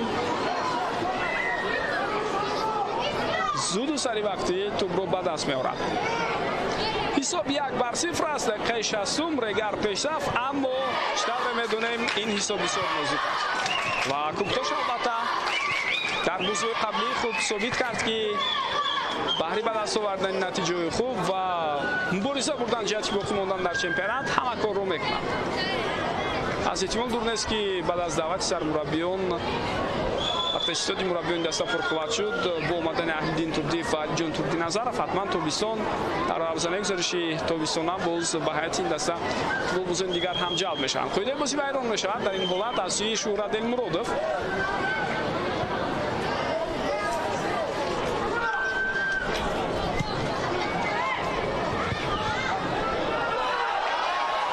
نوبتی برای تشکیل ҳуҷум барои футболисони дастаи Регар. Нуриддин Ҳамбоқулов тӯбро нигоҳ медорад. Партофти тӯб ба сӯи ба канори муқобил ва инҷо чӣ? На он қадар хуб. Акнун дар ин ҳолат Абдухалил Боронов тӯбро қабул карда истодааст.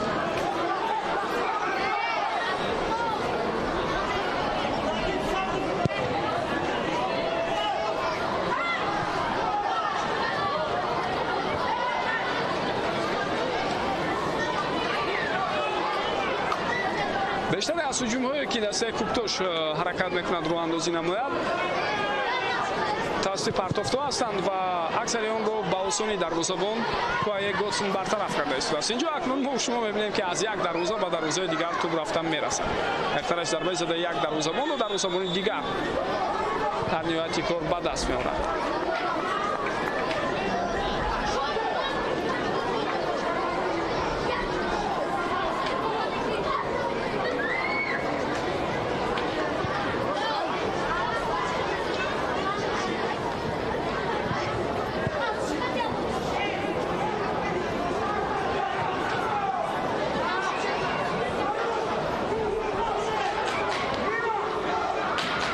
Сормон Ғиёсов, Муҳаммад Камол, партофти тӯб ба сӯи ӯ ва оромона инҷо Ҳикматулло Расулов ва Куае Готсон ин вазъиятро бартараф мекунанд. Ва инҷо баъдан чӣ хатои дағал аз ҷониби дарвозабони дастаи Регар.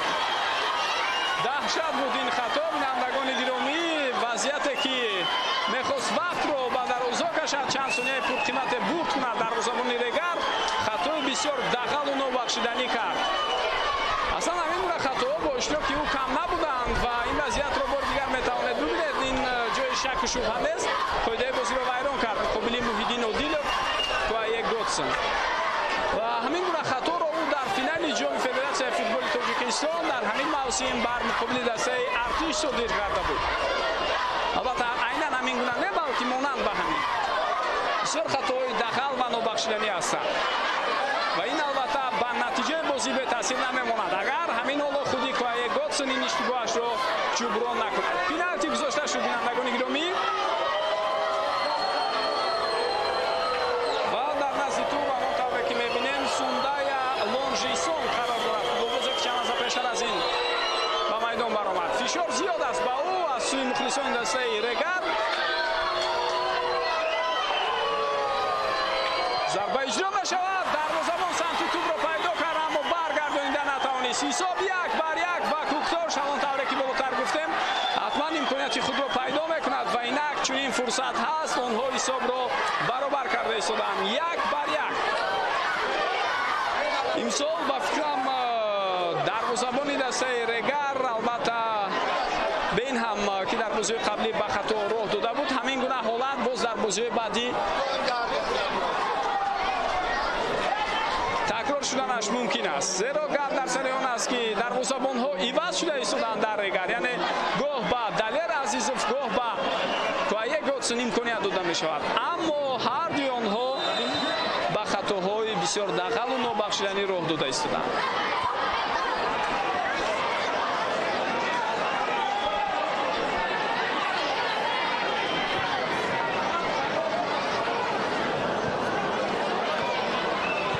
дастаи Куктош ва Регар бори охир байни ҳам тирамоҳи соли 2020 бозӣ карда буданд. инҷо имконияти навбатии фурсат ҳаст ва чӣ гуна имконият, зарба ва гол. ҳисоб 2-1 мешавад. бинандагони гиромӣ ва футболбозони дастаи Куктош дар 2 дақиқа голи дуюмро мезананд.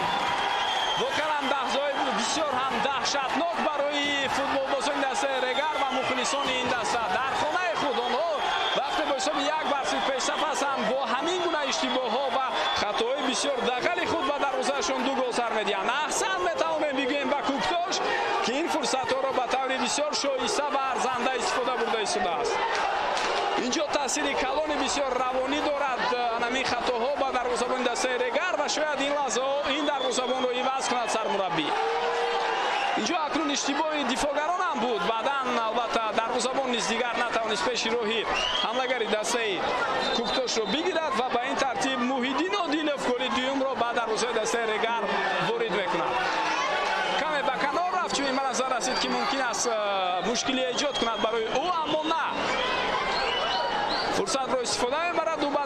Сейрегар гол мезанад. Муҳиддин Одилов ҳисоб ба ин тартиб дар 2 дақиқа 1-2 ба фоидаи дастаи Куктош шуда истодааст. Регаре ки чанд лаҳза пештар аз ин дар ҳисоб пешсаф буд, 2 гол ба дарвозааш сар дод.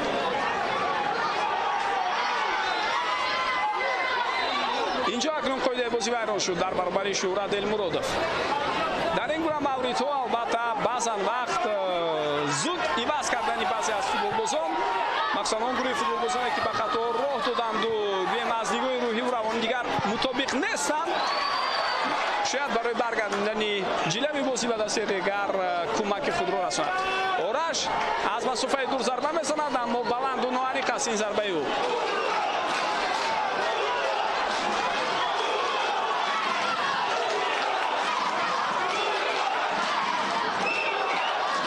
мухлисони дастаи Куктош низ акнун фаул шуда истоданд. ҳоло ҳисоб албатта ба фоидаи онҳо аст акнун.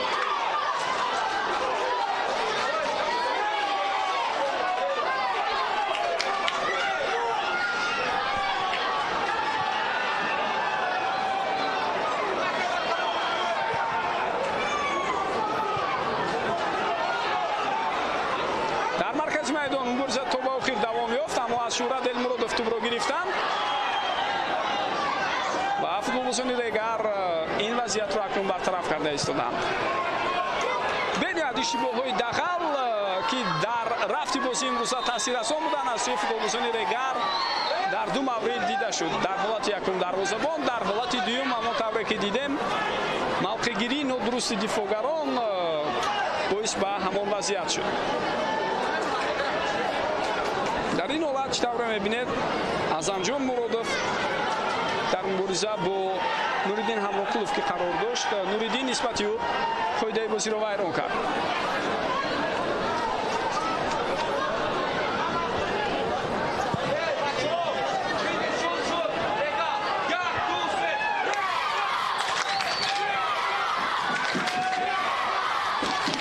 албатта вақт зиёд аст, ҳоло имкон шояд пайдо шавад барои ҷуброн кардани хато барои футболбозони дастаи Регар. ва инро ҳам мухлисони даста хеле хуб дарк карда истоданду лаҳза ба лаҳза садои худро баланд мекунанд то ин ки ба ин тартиб андаке ҳам бошад кӯмаки худро ба дастаи Регар расонад. аммо Куктош метавонад боз ҳам аз аксулҳуҷумҳо кор гирифта дар ҳамин гуна мавридҳо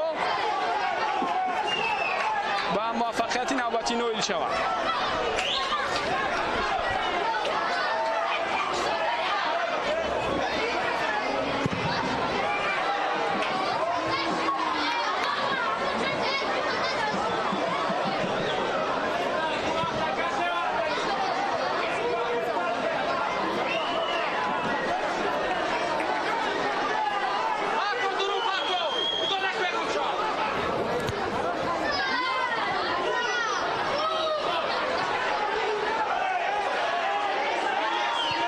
имконияти навбатӣ барои футболбозони дастаи Куктош ва он тавре ки болотар ҳад зада будем аксулҳуҷуми онҳоро мебинем. вазъияти навбатӣ бисёр хуберо метавонистанд ба вуҷуд оранд, аммо Артур Принс ин вазъиятро бартараф кард ва фурсат барои футболбозони дастаи Регар ҳам шояд пайдо шавад. Абдукарим Омонов хело ҳам хуб зариши ӯро мебинем, аммо тӯбро хело ҳам дур аз худ сар дод ва дар натиҷа имконият аз даст рафт.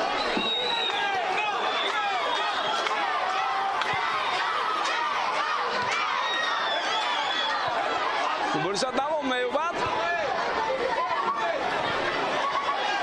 ва дар ин гуна мавридҳо албатта вақте тамоми қувваҳоро ба хати ҳуҷум сафарбар мекунад як даста, аз эҳтимол дур нест ки холигиҳо пайдо шаванд дар хати дифоъ ва аз хатои онҳо ҳатман дастаи ҳариф кӯшиш мекунад самаранок истифода барад.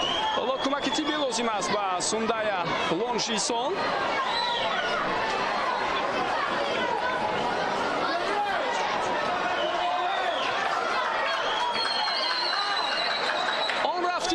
бозие ки мо шумо дида истода будем бо иштироки футболбозони ҳар ду даста, шояд касе тахмин намекард ки ба ҳамин тартиб дар як они воҳид дар муддати ҳамагии 2-3 дақиқа комилан ба маҷрои дигар меравад, бозӣ комилан ба таври дигар сурат мегирад ва Куктош ки аслан нисбатан аз нигоҳи бозӣ шояд заиф менамуд, метавонад аз камтарин имкониятҳое ки дорад самаранок истифода барад.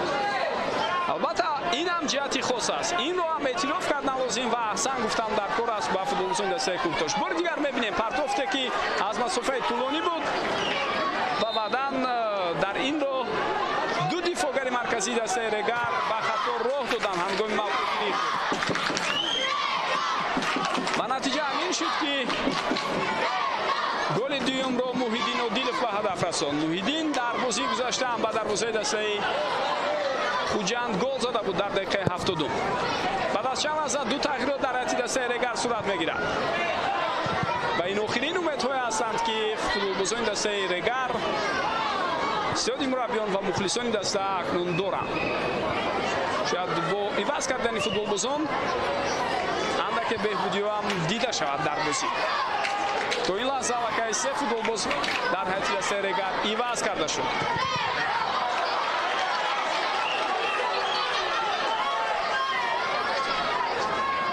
اهلیدین تردی از شاگردانش خواهش کرده ایستاده است که پیشتر آمده فشار آورند، یعنی اسد زیاد عقب نشینی نکنند میگوید او به شاگردانش.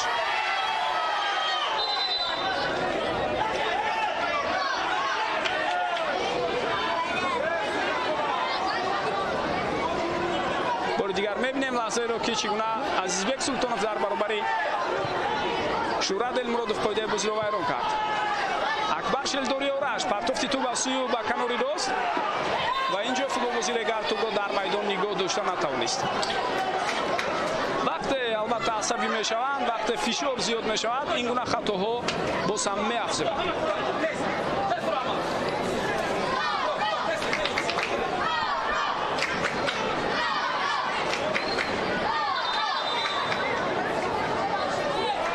خب این یک تغییرات رو میبینیم. از میدان گرفته میشود اکبر شلدوری آرش که با رقمی 31 بازی میکرد و با جای او به میدان میبرد شیرزاد محمدیف با رقمی 47 و همچنین نوریدین همراقلوف رو هم از میدان میگیرد. مربی با جای او دورو برگشف به میدان برآمده ایستاده است.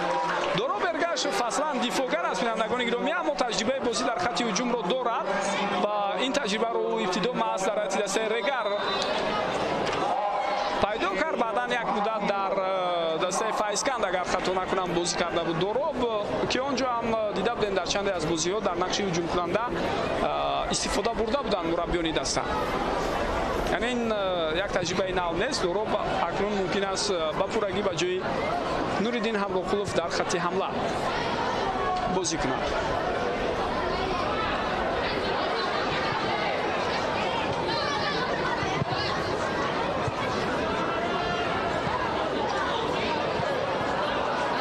افسانه حالا با قید گرفته می شود برای فوتبالبازان دسته کوکتاش.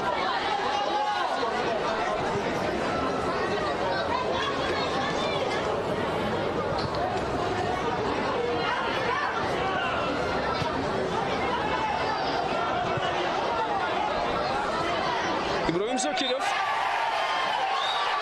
نسبتی او قاعده بازی ویران شد.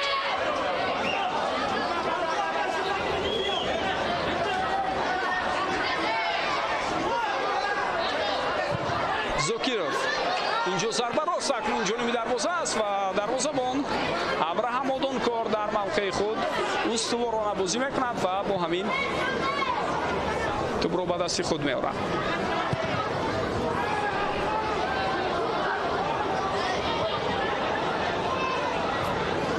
به هر حال بتوانیم بگوییم که تغییراتی که در حیاط دسته کوکتاش شد، هرچند زیاد هم نبودند، فوتبالبازانی به میدان برآمده به تاثیر نماند با بازی دسته مذکور.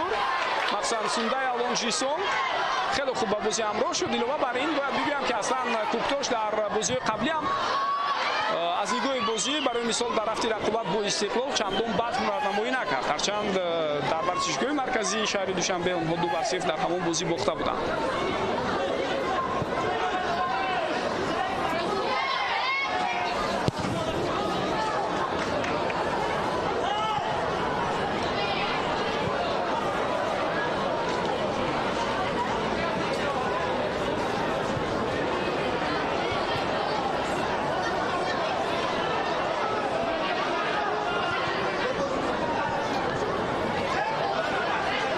شیرزاد محمدیف این فوتبالباز در چند رقابت اخیر پیوسته از کرسی بازیگران احتیاطی به میدان میبرد، اما بسیار سرعت خود دارد و در تشکیل کردن هجوم ها میتواند سهم کلان خود را گذارد. فیروز قرایف خطای خود را جبران کرد و توپ را به اختیار همدستایش برگرداند. ادامه هجوم فوتبالبازان دیگر را میبینیم. شورت المرادوف توپ به اختیار فوتبالبازان دسته کوکتوش برمیگردد و آنها امکان دارند. شکورов پرتافت توپ به سوی او، اما این وضعیت برطرف شد. در مرکز میدان توپ به اختیار فوتبالبازان دسته کوکتوش برگشت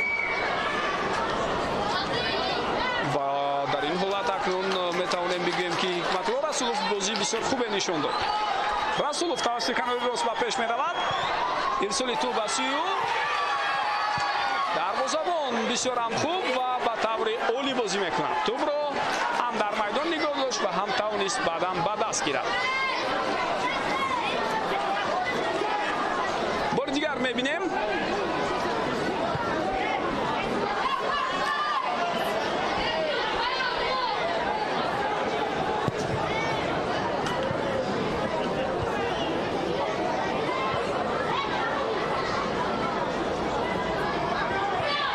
فرصتی نوبتی برای فوتبالبازان دسته کوکتوش. سوندای الان ژیسون پاسی او به همدستش، اما نه. اینجا ارتور پرینس در مبارزه ابتدا موفق شد ولی بعدا باز از توپ رو گرفتند و خورشید دادابویف دوباره مرکز اشاره میکند که حالت دومی توپربایی الکی با قاعده ویرانکنی صورت گرفت. آن همین وضعیت. алишер شکورов به اندیشه او در همان حالت قاعده بازی رو ویران کرد. رگار خیر از با پیش رفتن دیگر علاجی ندارد و پیوسته اکنون فشار از سوی فوتبالبازان دسته میزبان زیاد می شود. ضربه کنجی کار میکنند حالا میزبانان.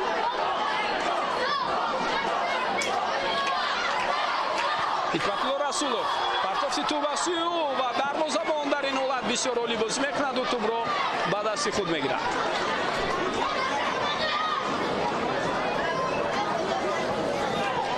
کوکتوش در بازی قبلی در لیگ عالی تنها یک غلبه و یک مساوی داشت و 4 بازی خود را با باخت جمع بست کرد.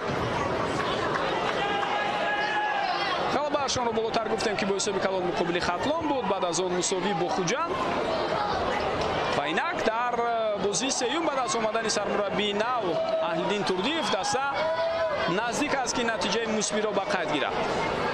بر زمین در بازی سفری مقابل رگار وقتی آنها در 60 دقیقه اول آنقدر در میدان نمایان نبودند، اما بعدا توانستند جلوی بازی را به دست خود گیرند و پیش از همه از خطاهای حریف ثمرناک استفاده برده توانستند.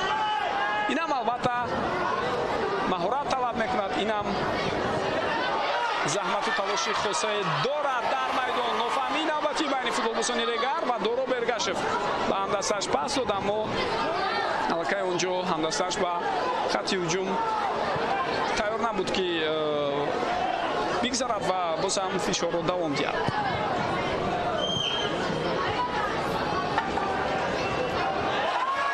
اینجا فرصتی نوبتی برای فوتبالبازان دسته کوکتوش، اما این حالت را اکنون دروازه‌بان برمیگرداند. ادامه هجوم دسته رگار که اولین شب به توپ میرسد. دفاعگر دسته کوکتوش احتم خولبویف توپ را از میدان بیرون کرد. شهرزاد محمدیف گزارشی او را میبینیم و توپ باز هم با فوتبالبازی دسته رگار رسیده از میدان بیرون میشود.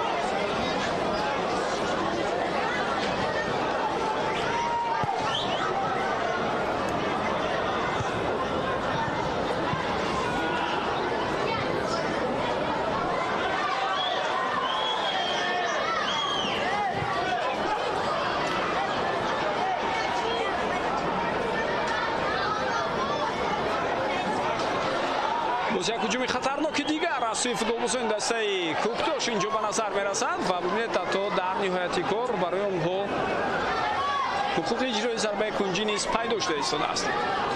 کوکتوش البته سراسیمه نیست، خیلی خوب میدونند که با این راه واسطه البته وقت رو به درازا کشیدن، وقت رو تلف دادن ممکن است.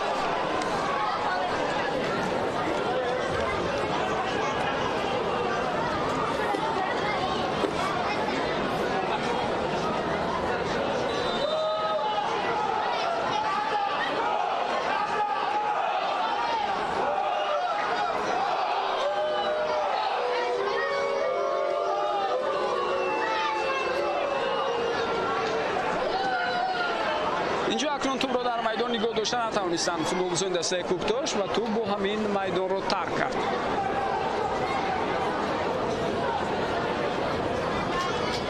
فیروز قرایف پرتافتی توپ با سیو و اینجا بازیکنان دسته کوکتوش این حالت رو برطرف میکنند. توپ به دست فوتبالباز دیگر رسید، به دست فیروز قرایف.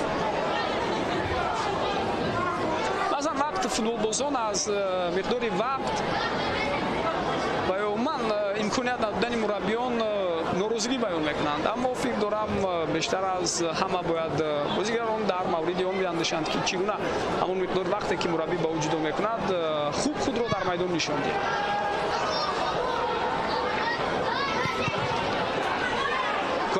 زود توپ رو به دست گرفت و باز با سمت امراسویش به پیش روان کرد. اینجا امکانی دوام دادن هجوم برای فوتبالبازان دسته رگر پیدا می شود. شهرزاد محمدیف، دورو برگاشوف بسیار هم خوب، اما در این حالت علاقه معلوم بود که به سمت دیگر حرکت کرده است شهرزاد محمدیف و علاوه بر این آفساید هم بود.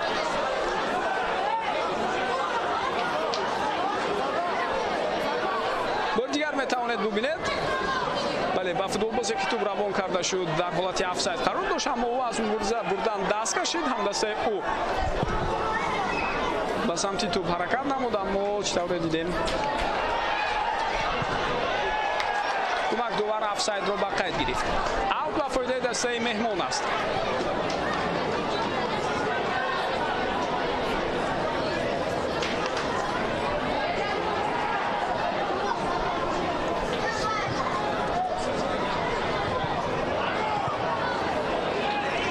هم توپ از میدان بیرون می شود.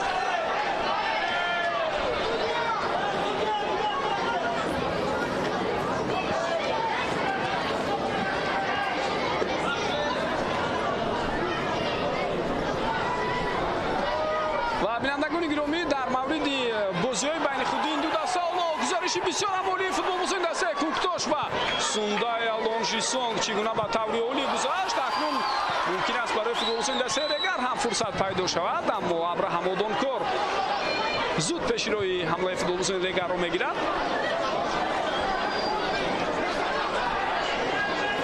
خوب بالا برای ما و شما، اما لحظه که سوندای لونژیسونگ چگونه فوتبالبازان رگر رو گذشت پیشنهاد میکنند. ببینید از 3 نفر به طور عالی میگذارد و در نهایت کار همان استفاده دریبلینگ زیدن به طور بسیار شایسته از این فوتبالباز به نظر رسید. خب آخرین بازی که با اشتراک این دو دسته بود در همین میدان چطور من گفتم تیرمای سال 2020 صورت گرفت. همان موسم رگر رو خطی خود رو در لیگ اولی نگاه داشتن نتوانست و در بازی آخرین آنها 4-2 از کوکتوش مغلوب شدند و رسما بعدا معلوم شد که رگر به لیگ یکم افتیده است. در یک موسم البته برگشت رگر و بعد از آن علاقه کوکتوش به لیگ یکم افتیده بود و با این سبب هم در 2 سال گذشته بین این دو دسته یگان بازی نبود در لیگ اولی و اینک صحیفه نوی رقابت‌های بین خودی آنها در لیگ اولی صورت گرفته شده است و چطور می‌بینیم حالا فوتبالبازان دسته کوکتوش در حساب پیشرفت هستند با حساب 1-2. رسولوف با توپ گزارشی او را می‌بینیم. حکمت‌الله پس به مرکز توپ را فوتبالبازان رگر نگاه می‌دارند.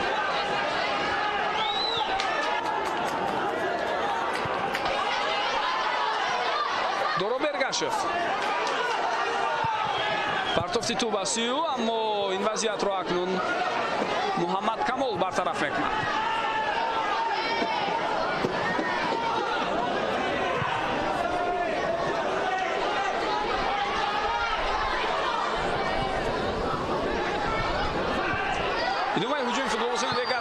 Шерзод Маҳмадиев инҷо зарба мезанад, аммо на он қадар зарбаи қавӣ.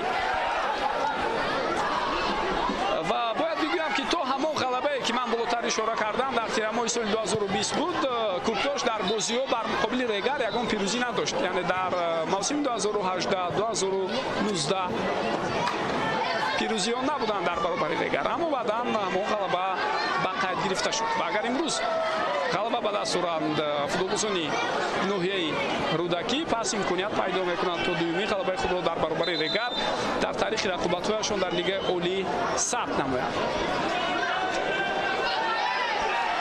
Боло ба назди сармураббии дастаи Регар меояд довари марказ ва корти зард дар даст дорад Хуршед Дадабоев ва Алиёр Ашурмамадов корти зард нишон дода истодааст. Аввал дар қисми якум хотиратон бошад ва Аҳлиддин Турдиев ҳам корти зард нишон дода буд довари марказ.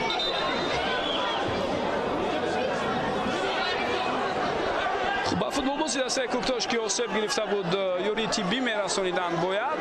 Дар ин байн ҳатто метавонем боз ишора кунем ки вақтро ба дарозо кашидани футболбози дастаи мазкурам ба таври рӯшан маълум аст, аммо ин дигар як ҷузъи футбол аст. бинандагони гиромӣ,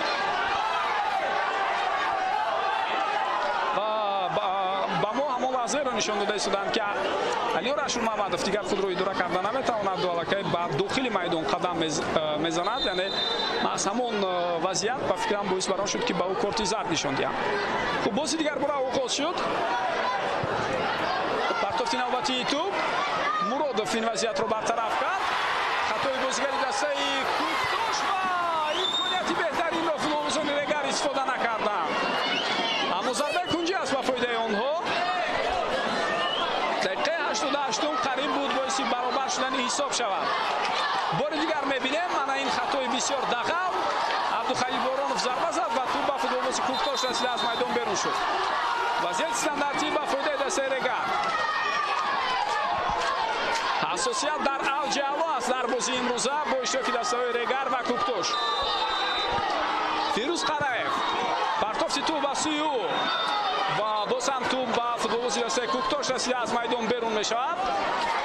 акнун аз кунҷи дигар зарбаи кунҷӣ ба фоидаи футболбозони дастаи Регар аст. бори дигар мебинем.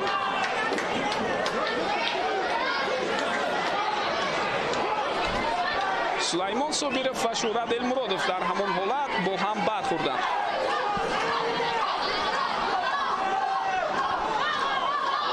вазъияти стандартии навбатӣ, ирсоли тӯб ба дохили ҷаримагоҳ, имконият ва чӣ гуна фурсат аз даст рафта истодааст.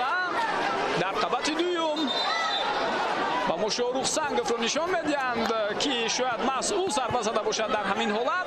бале, маҳз Шоҳрух зарба зад, аммо зарбаи задаи ӯ рост ҷониби дарвоза нарафт.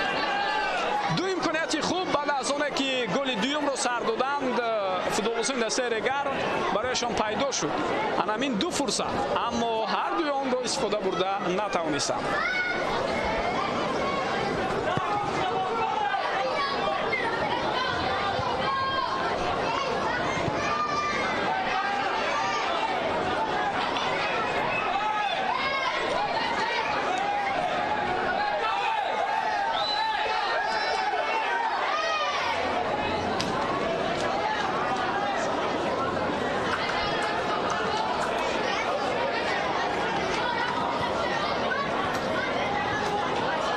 тӯб дар майдон боқӣ мемонад.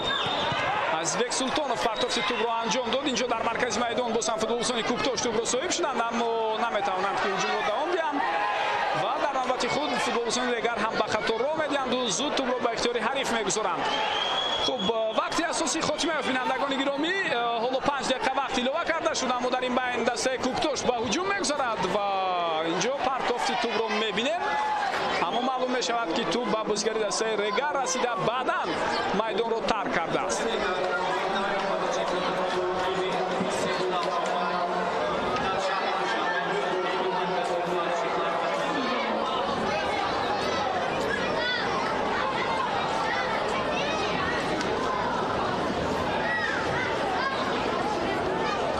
вазъияти стандартӣ бо иштироки футболбозони дастаи Куктош.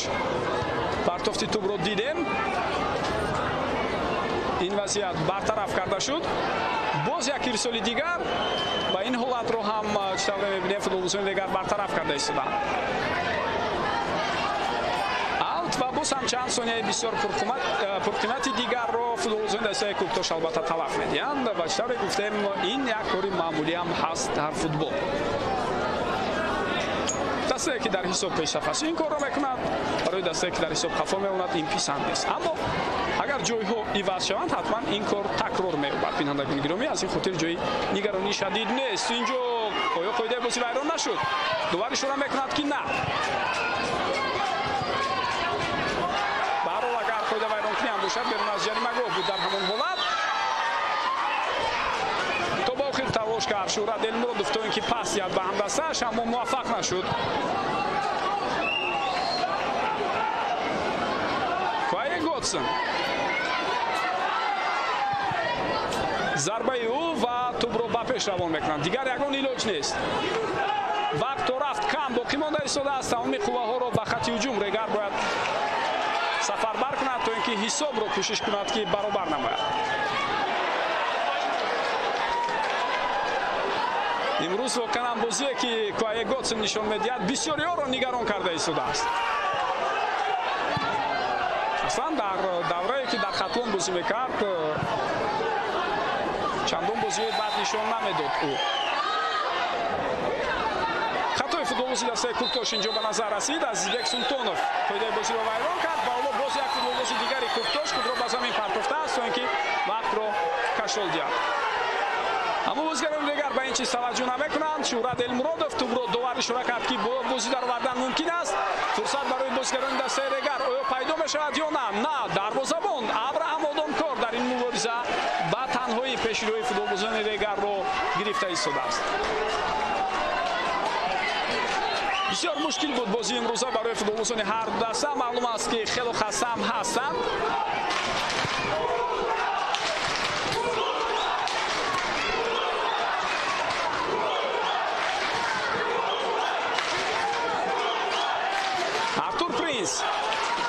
پرتافتی تو واسیو اما اولین اشتباه بازیگری دسته کوکتوش با توپ رسید و چطور دیدیم سلیمان صابیرف توپ را از میدان بیرون کرد.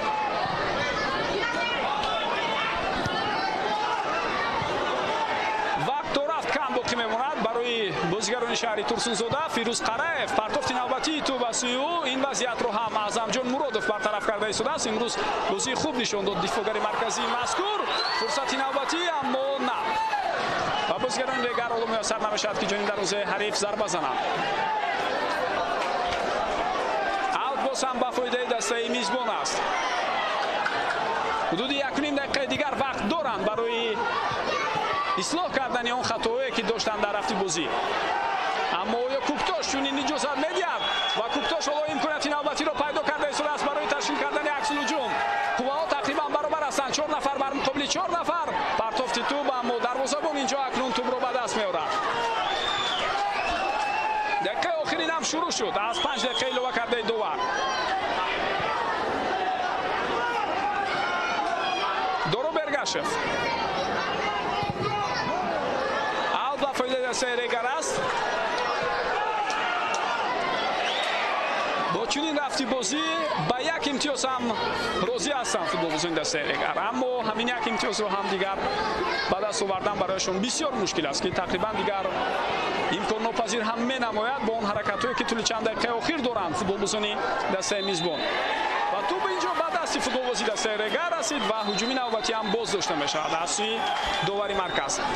خوب فوتبالبازی باز کرده می‌شود در کوکتوش. این لحظه ها چطور می‌بینیم یکی از فعال‌ترین بازیگران دسته کوکتوش رو سرمربی از میدان گرفته ایستاده است. محیدین عادلوف میدان رو ترک می‌کند و به جای او شریف خانی منصور به میدان می‌برد با رقم 63. 5 دقیقه وقت علاوه گردیده خاتمه بینندگان گرامی اما شاید با در نظر داشتن لحظه و ثانیه‌هایی که تلف داده شده از سوی فوتبالبازان دسته کوکتوش دوباره چند لحظه دیگر انتظار هم می‌شود.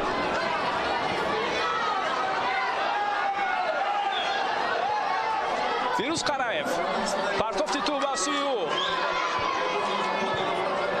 ادامه هجوم فوتبالبازان دسته ریگر رو می‌بینیم. شیرزاد محمدیف تا Сиканор гузариши ӯро ҳоло мебинем. партофти туп вазъияти хатарнок аст ва инҷо албатта ин ҳаракат зиёдатӣ буд. зарбарост ба футболбози дастаи Куктош ва бо ҳамин вақт ҳам хотима меёбад.